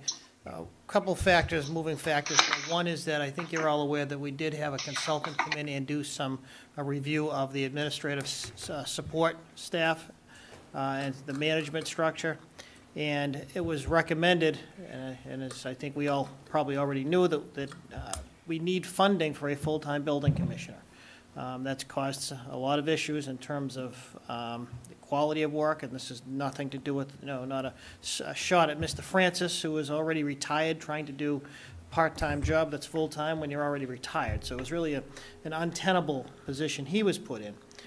And obviously, when you're barely keeping up on permits, it's very hard to do zoning enforcement, which is fairly important to a town that spends so much of its, concerns so much about land use and preservation of its rural character. So that's a priority in this year's budget. Well, actually, one of the few, based upon where we stand financially, that was one of the few priorities. One of the ways that we'd hoped to fund that was by reorganizing some of the administrative staff downstairs. After some conversations with staff, and I had some conversation with Alan about this too, that we thought it might be better to phase it in a little bit. And the reason for that is because, number one, we wouldn't have a building commissioner in place anyway until probably early fall, beginning with the July 1 budget. In addition to that, you may all be aware that this year, this spring, we'll hopefully have our permitting software online. So it's going to take a little time to get that set up in terms of historical data, to get all the users trained, which has already begun, and to get that fully operational and have everybody comfortable with it. That's going to take a little bit of time. So in fairness to whomever, Mr. or Mrs. new building commissioner who comes in the door, I thought it might be a little more fair to have that person come in and have more of an orderly transition from staff. So in order to do that, we thought, well, we do have a few funds set aside that the town has historically had for some additional adjustments, comp, et cetera, usually for collective bargaining. And we figured that it would probably take about $20,000 or so to keep that whole through the next fiscal year. So using funds that we have available to just supplement that budget to get us through that transition period, whether it's for 6 months or 9 months, or if it requires a full year appropriation, we can get back and revisit that with the Finance Committee. But in hindsight, it just seems like that's a slower, more careful approach to accomplishing the same thing. There are always those who are more of the slash and burn approach. Let's just do it and swallow it and get it over with, and we'll adjust. But unfortunately, this is a situation where you're dealing with people's lives, their homes, their biggest investment they'll ever make in their life and for their families, and sometimes that building commissioner and that staff is the most important people in people's lives. So we want to be deliberate, and that's so rather than revisit the budget itself, I think it was of value to at least have that conversation with you and let you know what the direction would seem to be, a more prudent situation. So that's what I'm recommending internally. And again, I've had this conversations with the chairman about this also, and I think we've got a consensus on that point, but I don't want to put words in your mouth, Alan. No, we do, and this all came about because there's really, when you add up the part-time building inspector's salaried item that's already in the budget, which is almost 40,000, and then we have a backup inspector at 7,500, that brings us to, $48,000. If we were to hire a qualified building, and we can't have an inspector, we have to hire a building commissioner. There is a difference between the two. If on an annual basis, that could be let's just call it an $80,000 position. But if we're going to not be able to put one on until early fall, which could be August, September, well, that's July, August that you're not paying somebody. So you could still do those kinds of numbers and have that be for the balance of that year. And then let that department try to settle in without trying to reinvent the wheel. I just thought it was a better way. Rick and I discussed this. I'm not a big fan of slash and burn. I don't think Rick is either. And I think that, we don't know where that department's going to go, especially with a full-time commissioner who may come in and want to make some changes. And that's really what his job will be, is to make changes and run that department. So we thought this was the best scenario. There is money always in the budget for unexpected additions, payroll items, shortfalls, someone gets sick and we got to bring in a temporary person to cover that person. There's always money there for that reason, and we thought this was just the best use of it. Right. So- The other consideration is that, as you know, we do have some positions that are budgeted that are vacant, some positions that are vacant that we're not filling, including some time in my office, some time in the library. You've already heard about those. Yep. So the positions that are open, one of the goals with reorganizing that department downstairs was to reassign existing staff to fill some of those gaps where they may be more useful and helpful in the short term. So we'll have to monitor that as we go along in terms of when, how we fill the positions that are currently vacant, even if they're budgeted. So those are going to be the management issues and strategies as we go forward. But just so people are aware that by deciding to do this, it does create some other challenges. But once again, you have to choose your priorities, and getting that position up and running in a way that's most effective is the priority administratively in this building. And I think it really should be, because if we look at the end of the month reports I sent everybody, if you looked at the revenue side of things in the summary, you saw the revenue that came in from building inspections and I think electrical permits last month. And it was a little over $1 million in permit fees. So this is a department that needs to be really up to snuff. So am I understanding, so we're looking to restructure the department? No, we're looking to bring on another person, but we don't want to just get rid of people to right. We bring don't in want to start people. throwing people out the Right. door and then bring in a new guy. So or whatever the, girl. Right, the goal is to transition some of the administrative staff, to bring in a new, upgrade the current part-time building commissioner position to full-time, and to eventually reduce the existing staffing in that department, to phase it towards other areas of the government that we can better use those resources. Because in addition to bringing in a full-time building commissioner, we do have some, actually it was about 2 years ago, the town appropriated funds for a permitting software program. So contractors, predominantly contractors who do work, the frequent flyers are used to using permitting software in other communities.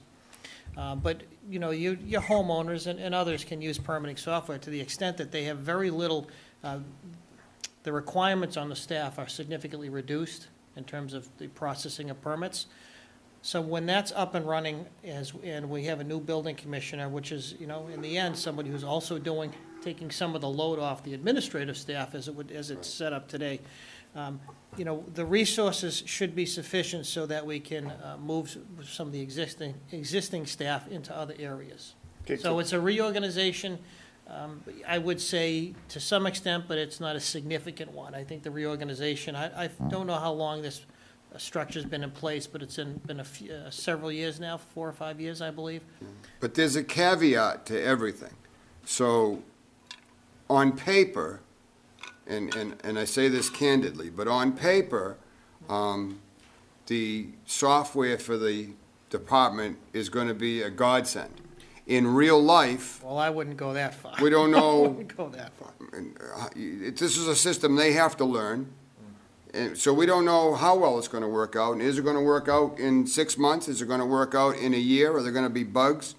We don't know. Right, well, So- my biggest concern is that we make sure that we're taking care of the people who live in the town who have Absolutely. permits.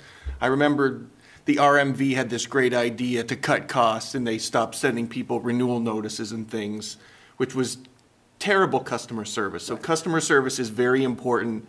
The people in this town pay a lot in taxes, and they deserve to be, when you're building something, they have a lot of money on the line typically when they right. need these permits, and they need them to be, it doesn't have to be instant, but things need to be, shouldn't have to wait multiple, over a week or things to get these things done. So as long as we're keeping our service the same or even improving our service to Yeah, the community, it should be that's my improving, biggest and I concern. agree with you, but if But I people don't- have, But you're bringing in we have somebody who's covering part-time.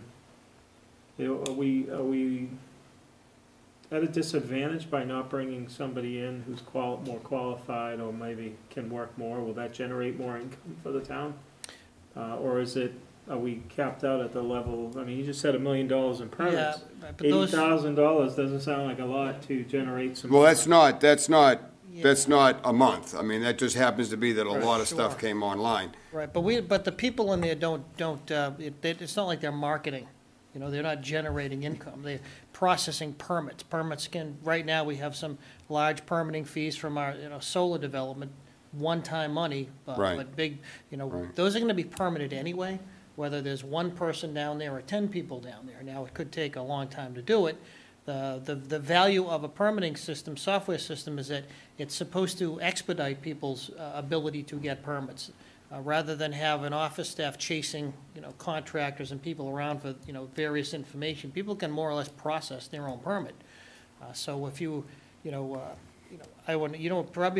a very simple program to use. You don't have to be all that proficient technologically.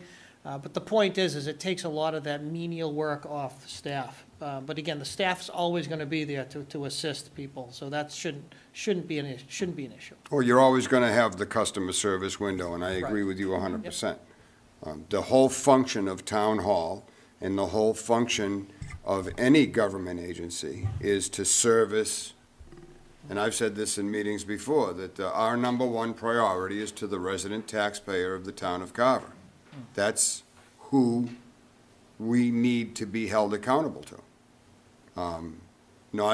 If it was down to a homeowner or a large solar company doing business or doing work on a homeowner's piece of property, I side with the homeowner right off the bat. I don't care how big the solar company is, because he's the taxpayer, he's the resident. And this is all about customer service. When someone calls town hall, I don't care what department they call, they're not calling to order a pizza, they're calling to ask a question that when they make that phone call, that's the most important phone call to them at that time. So they need to be met with, which they are, met with professionalism and courtesy and stuff getting done expeditiously. The last thing anybody wants to hear from what they perceive is a member in town hall that in a roundabout way works for them, and we hear this all the time, right? I don't have that answer, let me call you back, and then nobody calls you back. We don't really have a lot of that going on here, and that's really good. We have some great people and some great departments that are extraordinary in some of the services that they do for people that call on the phone, that they really bend over backwards for. And that's what it's all about. Rick, how many open FTEs do we have in the town? Do we have a big, functional vacancy that we're running with? Right now, I would say we have 3 right now, and that's just Town Hall Library. Beyond that, we don't have any vacancies, and obviously Fire Department, we all know that's kind of its own unique animal. Mm-hmm. But Police Department's fully staffed. We don't have any budgeted unfilled positions in the Police Department right now. Same with the DPW. So we're pretty much fully staffed. The only vacancies are, we have general administration and library at the moment. Question I had about, some of what's already been brought up, and then one point you made. Today, we're currently employing a part-time inspector? That is correct, yes.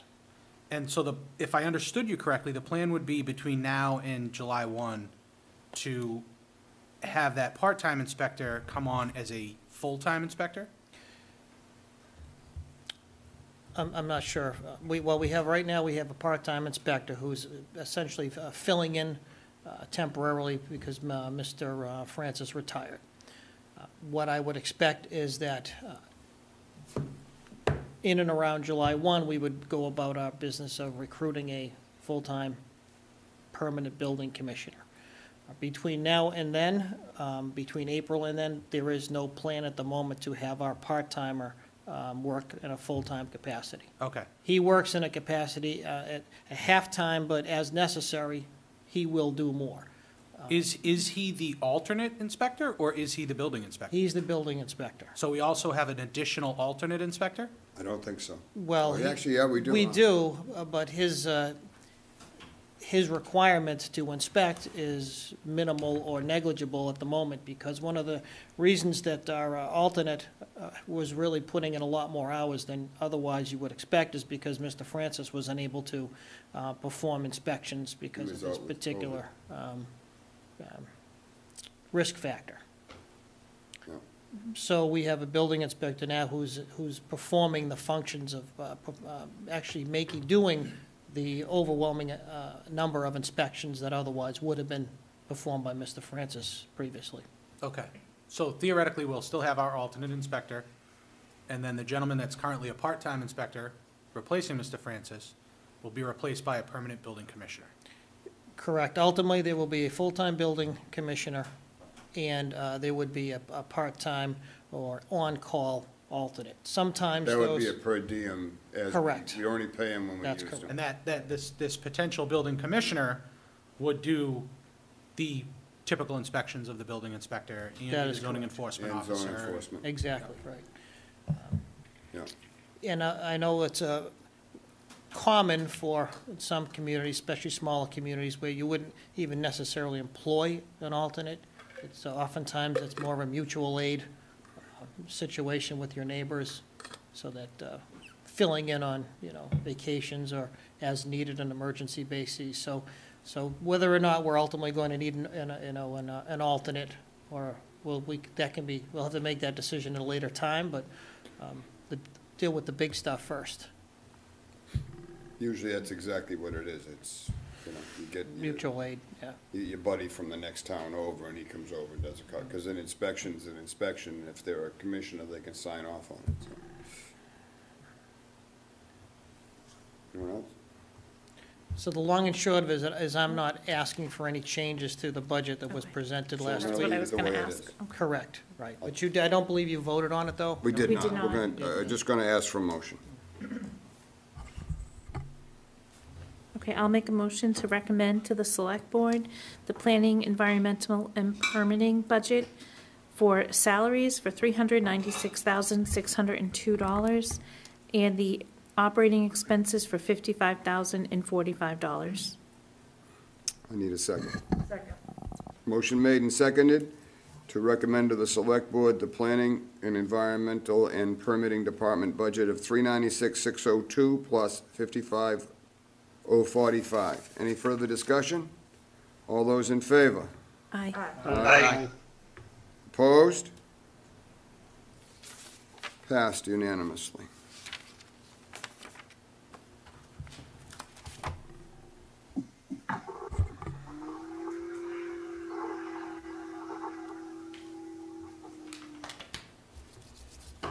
While we got you up there, all we got left is the capital review. So, I'm just going to distribute this, yes, Chairman, while you, yeah, that'll be Begin the discussion. the new current copy. yeah. Typically, the capital plan is not the oversight of the Finance Committee. It's the oversight of the Capital Outlay Committee, which presently we do not have a functioning Capital Outlay Committee, but even if we did, they would then bring it to the Finance Committee, and then it would become a thing on the warrant for the vote. Usually on the warrant, it shows that the capital outlays vote on it and doesn't, I've seen warrant articles that didn't include the FinCom in it, and this year it may include the FinCom in it, so. I figured it would take an opportunity, just to run through it really quick, so that we're all on board with what the numbers are and what the requests were, and a lot of it we've already discussed. We've talked about the aerial bucket truck replacement, which that number has come down from what the original was of 250 to 200, and it's actually probably going to be a little bit less than that. The library mechanical replacement of 150 stays. The 80,000 for the town hall exterior siding and trim replacement is staying, and the 150,000 on the top line to reduce electric consumption. That was already gone over when we had O&M here. Yep. Rick, I just have a question, I forget. When there's a K next to the dollar amount, does that mean we don't total it to the bottom?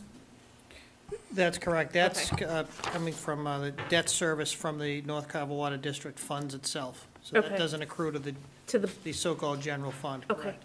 thank you. So we're down on that line, the North Carver Water Debt Service. That's the number. 3 years ago, it was 250, so it's going down. The Jaws of Life, the fire department discussed with us, and the fire station 2 and 3 interior improvements.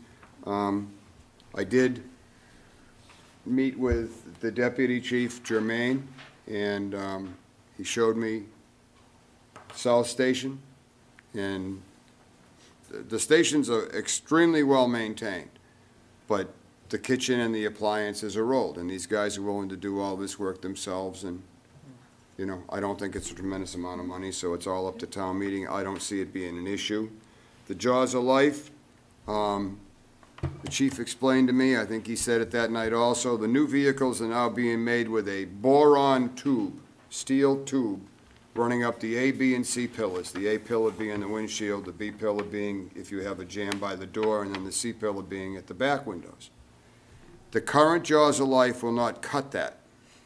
So what they do is they cut into the sheet metal, and then they have to get a Sawzall out, and they have to cut it with a saw blade.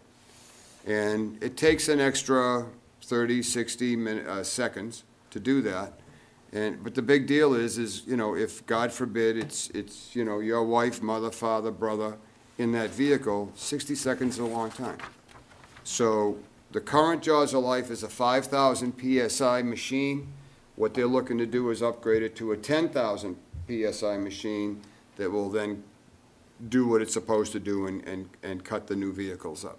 So that's what he's asking for that.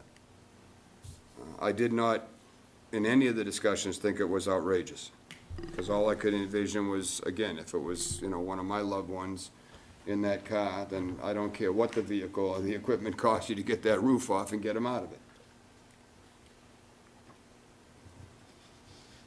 Equipment for new hires on the police department budget was never an issue. Cruiser replacements, the chief asked for 2 cruisers this year. Chief and I actually had a discussion not too long ago. We were talking about it. They're still running Crown Victorias, which have been out of production now for, geez, I don't even know when you could buy a Crown Victoria. I think it's like, got to be 8 years or something like that. It's been out a long time. I know what the Crown Vics that they're running right now have got like 250,000 miles on them. So they run on a wing and a prayer. So it's just, and the chief is, our police chief is very unique. He's not asking for a personal police chief's car. The car he's driving now, we bought used from Marshfield. The man has never had a brand new It's almost police chief's unheard car. of. It's almost unheard of. Yeah, it is. His idea of a brand new police cruiser is that he wants it for front line. He wants it on the road with an officer in it. He doesn't want it for himself, he doesn't want it for his, sergeant or his assistant, his deputy, soon to be, or his detectives. He wants it for the guy that's out there in the traffic. So that's a really big deal as far as I'm concerned. So that's what he's asking for there. Townwide technology, that's just you can help me with this one if you want. I believe this is the upgrade to the rest of the fiber optics in the town. Well, the major piece of that comes in FY '23. There is a part of that that goes into that, but some of them were the items that superintendent discussed when he was here, a lot of those. These are funds that are really under the control of the school department as the organization that runs the technology in town now. Yeah, but I think it had a lot to do with Well, we, putting the main hub at the elementary school. Is that right, Scott? We put the main hub at the elementary school for technology? That was all part of the building project. Yeah, but then now that's coming from there to Yes. So some- distribution? Yes, so that is, main hub in town is at the elementary school, and the fiber network that's run throughout the town is paid through that line item. Gotcha.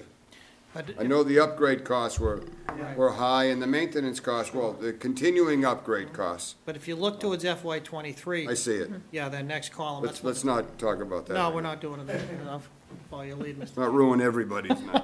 So, Makes the 319 look good. yes.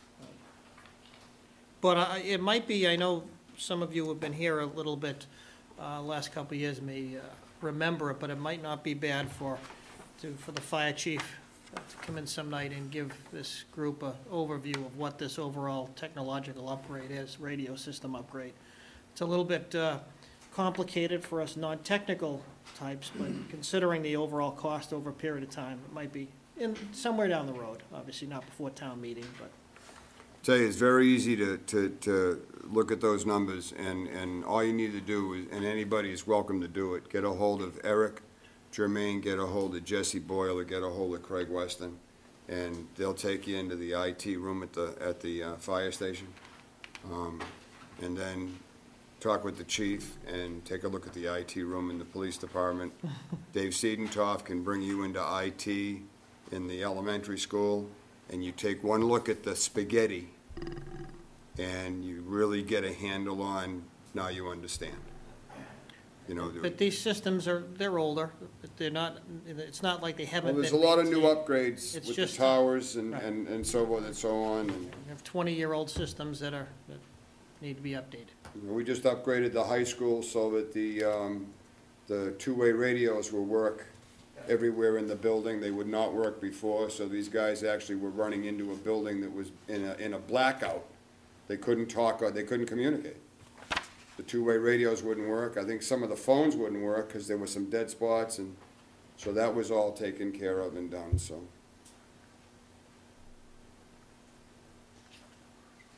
Scott, can you help us out with this, this upgrade modern education? I know you went by it, you went through it. 130,000 was, that's what I talked about in terms of the Pathways program. Okay, that's what it was, the pathways. That's the Pathways program, and the reading with elementary school. One bus. I gotta tell you, if you look, if you look at the way you've got this planned out, this is perfect, see? This is what I was saying. You got one bus next year, two buses the following year, one bus, one bus, two. The plan is usually 112, 112. Okay, And last year was supposed to be the 2, and this year was supposed to be the 1. We deferred the 1 to the 2 this year. He actually wasn't going to ask for any, but he figured if he started with 2. it's all up to town meeting. If town meeting says okay, then, who am I to complain? But I'll make my point. Yeah. Culinary classroom, I think everybody was in favor of before when we brought this up. This was actually talked about last year. Yes, this is a continuation of last year. Cafeteria lobby renovation, the auditorium lighting. and the athletic equipment. I understand that the locker rooms and stuff have all been done with LED lights. Yes. That's been changed over. Dave Seatontoff alluded to that, he took the easy fixes that were quick. And the best place to do that was in lighting upgrades. Yeah. Except he skipped this room.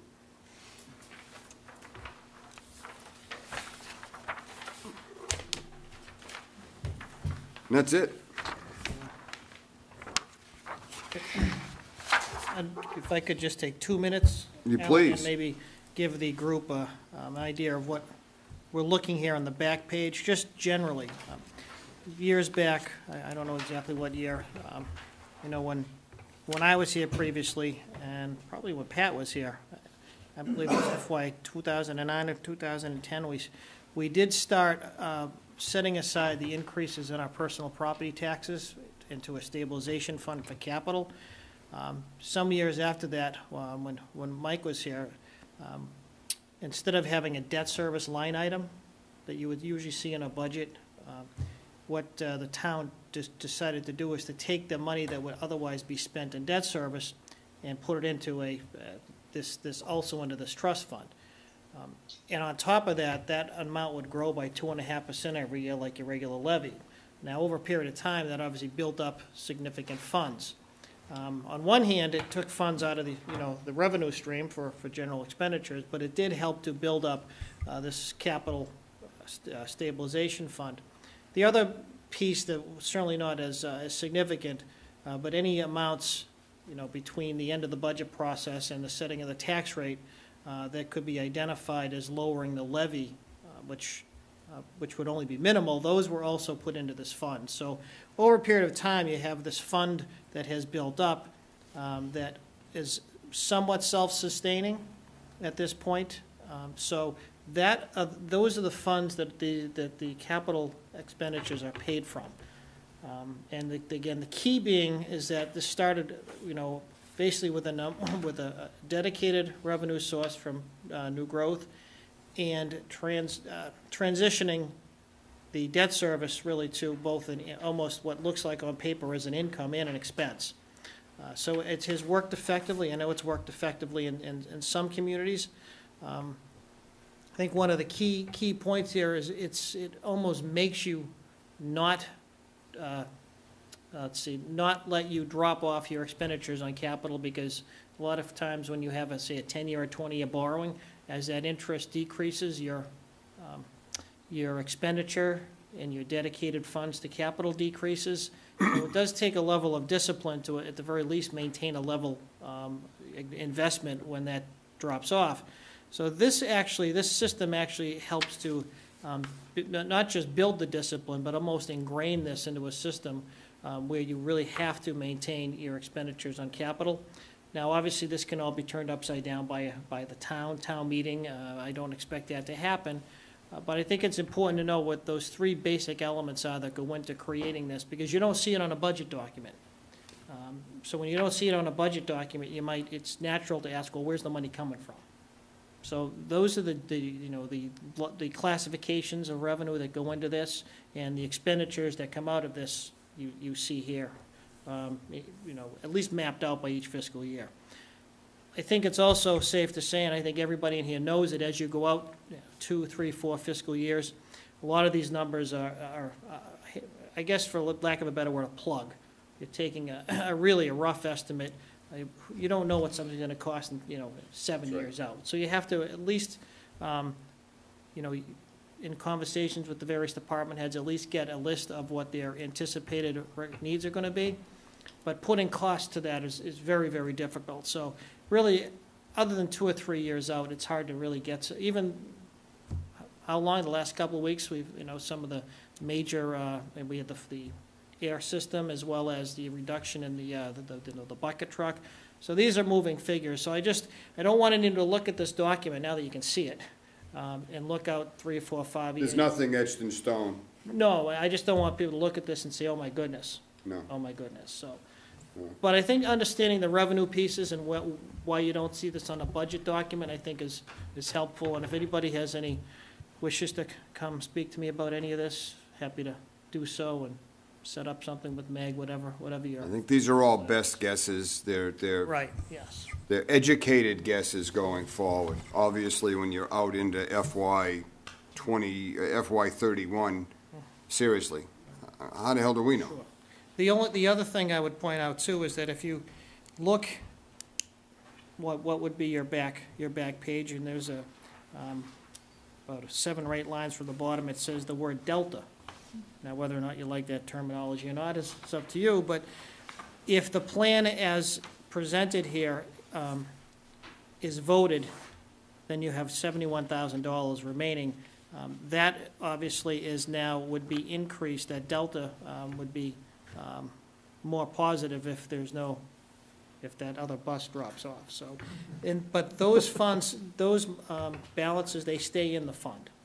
I'm not paying him to say this, by the way. No, I'm just, these, But it's a good point I you're said bringing up. if. So so this money doesn't get closed out to free cash. These are funds that stay, that's money that stays in the fund for other capital purchases that the town may need during the course of a fiscal year. Try to keep it quick, Mr. Chairman, but just for people's knowledge. That's it. Adam? Are we taking any action on this at all before we meet with the select board? I think I would like to discuss this, and I'll, whatever, the will of the board is fine with me. I think I'd like to hold off on that and do it the night of the joint meeting. I think that would just lend some more credibility to it. This, if we vote on this tonight, it makes it look like we've jumped the gun into an area that we aren't usually in. Okay. So I think taking it up in a joint meeting with the select board brings it more transparent and lets everybody be on the same page. That's my preference, which is part of the reason why I asked. And maybe for you, Rick, as part of that discussion with the select board, it would be helpful. One of the things I've been wrestling with, and I've talked to the chair about this, one of the things I've been wrestling with as it relates to the capital expenditures is the pipeline and how it's going to be funded and paid for. If that project, we don't know what that's going to cost yet. Bids are due next week, correct? Yes, they will be, we'll be opening bids on the 8th, correct? Oh, the water line, that's right. Yes, exactly. So we should have a general sense next week of roughly what that will cost. And as part of that due diligence, we'll have to try to identify funding mechanisms for that. Right, it's at this point, I would have to predict that, and again, I don't know, I don't want to throw out any numbers that may have been suggested to me. Some will say, that's it, and some will say, oh my goodness, where are we gonna find that money? But I would assume at this point, we would be seeking to, the town to authorize a borrow. You can't, whatever those funds are, you certainly can't fit it into the current year's capital plan as a bottom line within those available funds. However, that doesn't mean that, let's just say for the sake of argument, it's gonna cost $500,000. Well, over the next 5 years, you can work that into a plan, or you could be doing a short-term borrow that can be paid off interest over a period of 5 years, or if it's a longer-term investment, 10 years. So there are different ways to structure it, but I would see this FY '23 and beyond either incrementally paying, short-term debt and interest, or maybe even of a longer term, an actual note for 10 years. But the debt and interest from that should be coming out of this capital plan eventually. It shouldn't be, we shouldn't have, any other types of debt other than what's on this plan. Well, is this a North Carver Water District project? So would it be North Carver Water District borrowing the money? And then we're gonna subsidize that on top of the $190 we give them now? No, the town is under consent order, not the North Carver Water District. So it's gonna be the town of Carver's gonna do that water line? That is correct, yes. Not the North Carver Water District and the town of Carver? It's, the town of Carver is under consent order, not the district. Okay. Right. So my general sense is that it's probably premature to get into a deep dive here as to types of implications of the project on the capital budget for the next 1 to 5 years, given we don't know what the project's gonna cost. But I think, I would say more FY '23 and beyond, in terms of its impact on this particular plan. Because if the town ends up borrowing funds, those funds aren't due until, usually into the next fiscal year, is by the time you're actually starting to pay on a bond of any sort. which right now. But again, it's all a matter of structure, so I don't want to. Which right now, we're looking at a negative $650,000 delta on the capital plan for next year, for FY For next year. '23. So if it's a $1 million project bonded over 5 years, that's another $200,000. So those are the types of concerns those are the types of concerns I see when I look at It'll be a this. lot more than $1 million. I don't disagree, and I'm not in, I don't $1 million a pipe. install pipelines for a living, so I don't know. But I suspect this is gonna be a costly project. I suspect bonding that project over the next 5 to 10 years is gonna be expensive. I'm not comfortable, I see it as a 20-year project, to be honest with you. I don't see how you're gonna borrow that kind of money and pay it back over 5, 6, 7, 8, 10 years without negatively impacting. It's gonna throw the whole capital plan right out the window unless you take it on a long-term basis.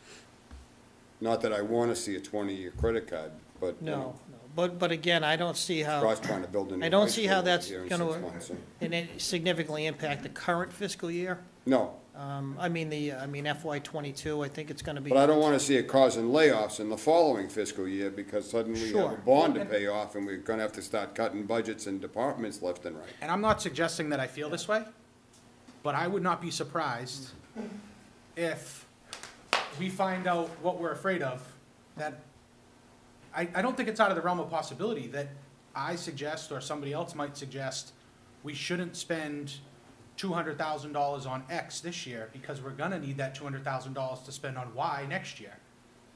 So although it may not directly impact FY '22, the funds you don't spend this year will be available next year for something that's of a significantly higher priority than maybe some of the things that are requested. Again, I'm not insinuating or suggesting that I feel specifically that way, but I also, depending upon where this target is, as far as cost and how it's gonna be funded, I do not think that's out of the realm of possibility.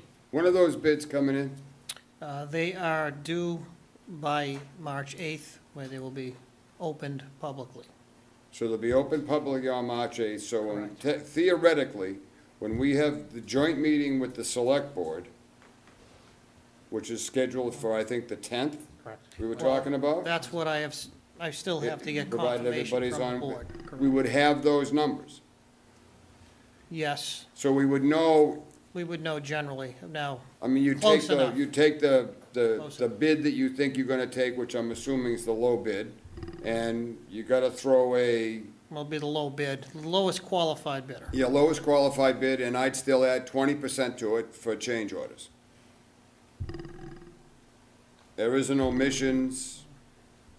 We're on a project now that the change order number is up to change order 173. So that means there's 172 previous change orders. And we're working on the 173rd change order. So, and this is not as, they don't know what they're gonna encounter when they start digging the street up. Sand. Yeah. But, I say, we'll know on They March find the 8th. only ledge in Obviously, the the town of engineers Carver. have to review them, but they're not RFPs, they're actual numbers. Right. So we should know. So that would nail it down better for the discussion. That's why I. And that prefer to wait. information's really important to Yeah. have for town meeting, because you're Yeah. right, it could The impact. knowledge is important, once again, I think we all anticipate it's gonna be a relatively large bill that's gonna require some sort of debt service. So working debt service into this is probably FY '23 and beyond, but it's only a week away. It's only a week away, we'll have And if the bond rate is really great, maybe it wouldn't be a terrible idea to work into the bond rating, revamp the HVAC at the library and get this building done and then take that additional cash that we had set aside for those projects, stick it back in the capital fund, Sure. and use that for paying down that debt. I mean, I'm not saying that that's what to do, but I'm saying that if you can borrow X dollars at 2.5%, but if you go to Y dollars, it's 1.75%. I don't know My how crystal all ball that tells really me that works. interest rates are gonna be heading north at That's some it. point So in the near it may future. not be a terrible, it may not be a terrible idea to look at it all. I'm sure the town administrator will do that, and the town accountant will, and, But it's a very, very valid point, and I think we're all a little bit apprehensive about what this could cost. And as I said, in my mind, I think we're looking at a incurring debt. And again, how and when you structure that debt certainly has an impact on the overall plan, but wouldn't it be nice if it's not all that significant and we can just build it in, but I don't think that's gonna happen. We shall see. we'll see. But I agree with you, we shouldn't take this up. That's why I asked. I just didn't want to get too far down that rabbit hole. No, I agree. Table it, so. Can I? Are we planning on, since we're on the same place, are we planning on the 10th? Is that what the thought is now? I have to get confirmation from the board members, but that's what I have Is suggested. everybody else good for the 10th of March for a joint meeting with the select board? Pat, are you on for that? I am. That's As long pro, as I can zoom in. yeah, we're gonna see how that'll work. I'm not sure I can do it the same way we're doing it right now, because it's gonna be at the school. So it might be that it's far enough apart for you that you can show up and just stay, you know, it's all in how you wanna handle it, but I'm not sure that we can accommodate. I know that we may have to get somebody in to do the recording, because Area 58's not wired in there, so they may have to bring the portables in just for that and stuff, so we'll see how that all works out. Let's see how it goes. Scott, if we do need the auditorium for the 10th, We don't have anything planned right now. okay, so that's the idea. We're trying to have the meeting with the select board prior to the 13th. Area 58 can go live from the auditorium. They can. Yeah, they do it for school committee meetings. Yeah, I know they do it, but And they Zoom from there, so. Oh, they can? Yep. All right then. Yeah, we've Zoomed for a while, that's how we were doing our school committee meetings. The school committee was live there, we were running a Zoom concurrently with Area 58 broadcasting live. So Area 58 can establish the link. Correct. Correct. Oh, perfect, then we can do the whole thing, and we can let them have it live, and we can have, Pat can partake by Zoom. They did have some problems going live in the fall, but I think that's all been cleared up. Okay. I think the last 2 times we met there, they were able to go live. We'd have to just follow up with Rich just to make sure. Okay. So tentatively, Yes, and any changes, and I'll send everybody an email, but we're for now, would it still be 7 o'clock, or would it be, you don't know? I presume 7. Okay. That's the normal meeting time, but I'd prefer. Might have to go early. I'd prefer 5 o'clock. I was gonna say, it might want to be 6. Give I'm ourselves more fine with time. that. Give ourselves more For time. 9 AM. Because once you get talking, we're going to be there till 10 or 11, Yeah. probably. What are you trying to say? Nothing. Can I make one other comment, Mr. Chairman? Yes, sir, please. Seeing where you beat up good on the superintendent and the business manager. I did not beat up on the superintendent. I would like to say that I think the work between, going back forever, between the school department and the town, and I almost hate to almost sound like they're 2 different entities, because they're not, obviously. I think just the way this town is set up in terms of how we handle fixed costs, which aren't really fixed, we can work with them, is really extraordinary, and I think the extent that we all work together dealing with these insurances and health insurance, we are equal players, which is not always the case in some communities because of the way they structure these things. So I think the fact that they handle their own, employee benefits and those costs, that They don't have their own program, their own system, they just bear the cost. So in terms of being partners and dealing with these massive costs that impact us all, I think you've got a really extraordinary setup here, and I think we want to keep that. But I didn't want to let the school superintendent go home tonight not feeling the love. We have I always had a very positive relationship with town, or selectmen, science committee. I don't feel any differently this evening. Good. In all the time we've known each other, have I beat you up once? No. I might express a desire for some change. He's let me know some of his feelings without pulling too many punches off the camera, so I think that, you know. It's Brad Brothers' fault anyway. True. He's the one that said hold the line at 2 buses. That's it. Yeah, he texted me. There you go. Brad He Brothers. just texted me, he said, keep hammering them, you get none buses. That's what he said. No buses. That's all. I just didn't want to let the moment go pass by without taking the opportunity, that's all. If we're done with capital, can I ask a question about the operating budget? Please. Is that okay? Sure. For the last several meetings, I've been eyeing a number, and I just would like to get some clarification on it if we can, because I don't think we're going to have anybody present to us on the issue. Landfill and engineering Yes. went from 30,000 to a TA request for 60,000. The department head requested 130,000. Well, the department head is really me and Kevin, and that amount was reduced because some of it was being paid for from free cash.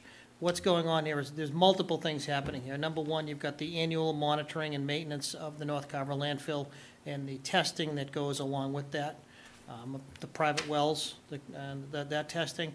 The other piece that was in an article is for the design phase of the water line. Right now, that's a separate contract can't believe the name of the company escapes me, Landau Engineering. It's a separate contract that is only going to be necessary for 1 year. So that's why you have 60,000. The original request was for 100. That piece was broken out because it's a one-time cost into an amount that would be recommending be paid for from free cash this year. Because once again, you're only going to design it once, but the ongoing monitoring and maintenance of the landfill and the private wells, that's going to be for still quite some time. So, but that would be consistent with the $30,000 that was requested last year, yet there's still a $30,000 increase for FY '22. My question would be, if that's due to engineering costs associated with the potential water line, why wouldn't we do that out of free cash and free up the $30,000 for other operating expenses? Right, the $60,000 is, the $60,000 is not related specifically to the design of the water line. There's a separate amount that will be recommended from free cash specifically for that. So the $60,000 is an estimate from Kevin and the engineer as to what it's going to cost for the annual monitoring and maintenance and reporting of the current landfill condition. Kevin Ford. Kevin Ford, correct, yes. $60,000 Which is a 100% increase. to monitor what? If we're putting a water line in, what the hell are we monitoring for? You still have to monitor the. I get that you have to wells. monitor, but Sure, yeah. I agree with Adam. $60,000, we've doubled that? I'm confused as to, I will get you further information. I think that would be better than have me try to expound upon my okay. engineering knowledge this evening. But there are those two pieces in principle. There's the ongoing monitoring and maintenance, as well as the one-time or the short-term cost for design of the water system, There may be the a water line. perfectly good reason or justification Sure. for the 100% increase. I will get you a better explanation. Yeah, maybe it makes sense to invite him to the meeting on March 10th. I was just gonna say, I don't believe we took any votes on it, so, Well, let me forward you information sometime during this week, and then you can decide how you want to I handle just it. think it makes sense to look at it. this for sure, absolutely. We spent 15 minutes talking about $1,200 and $1,300 at the last meeting. Well, did. I would also say that this current fiscal year, we've actually overexpended what's in that budget. So there are some funds that we've used from the project fund to help subsidize that. So I think you'll find that the the $30,000 for the current fiscal year itself is not adequate, even though that was the original budget. So I'll put that together for you so you get Yeah, a full, the 2020 actual is more like 43, a so. better view of the whole. Stay tuned. I'll But get there. 43, still not 60. Correct. Well, we're still in the midst of the current, we're still in the middle of a current fiscal year where where that fund is, where that's probably underfunded. Well, it's underfunded, but by how much? That's A just, little early to tell still. okay. So, but again, I'm surprised it took this long. I've been waiting patiently. I figured at some point it was gonna come up, but since it hasn't, I wanna, there's no need to bring it up in the first meeting if somebody's Sure. gonna come in and Well, talk I know about it we before. did have a discussion on this, just briefly. That's half a school bus, by the And way. I actually, yeah, that is, You guys are killing me. that's only a. You're absolutely That's a killing me. 35 passenger bus, not a 71 passenger bus. But I believe there was a point, I think I may have met with member or members of the finance committee some time ago, going over some of the thoughts in terms of how to deal with the free cash availability. And we discussed that briefly then, you know, the differentiating between the ongoing costs as well as the one-time design engineering costs. So, so I'll put that together for you a little bit better, get that to you this week. Thank you. Anybody else? Thank you. My pleasure. Let's do the minutes. Everybody have a chance to read them? Kelly, I have one comment. I was gonna do the change and email it back to you, and I just wanna, and I didn't because I wasn't sure that I had it right. So that's why I didn't make the change. 'Cause normally I make, if there's a little correction or something, I make a change. On Well,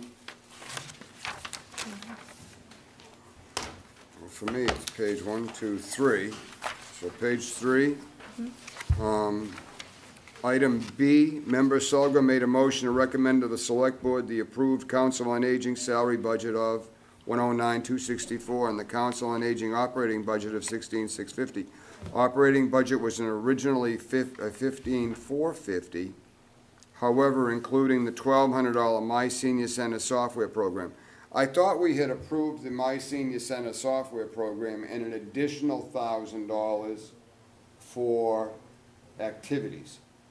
We, And there is no Hold on. mention in here. Wasn't No, I that, think she that was, found they were money gonna somewhere switch the money for the trash pickup was gonna be Yeah, absorbed. we're gonna be- And then that we're money gonna which get was their in own there. line item for activities, and it altered their budget was by rubbish. 1,000, not 1,200.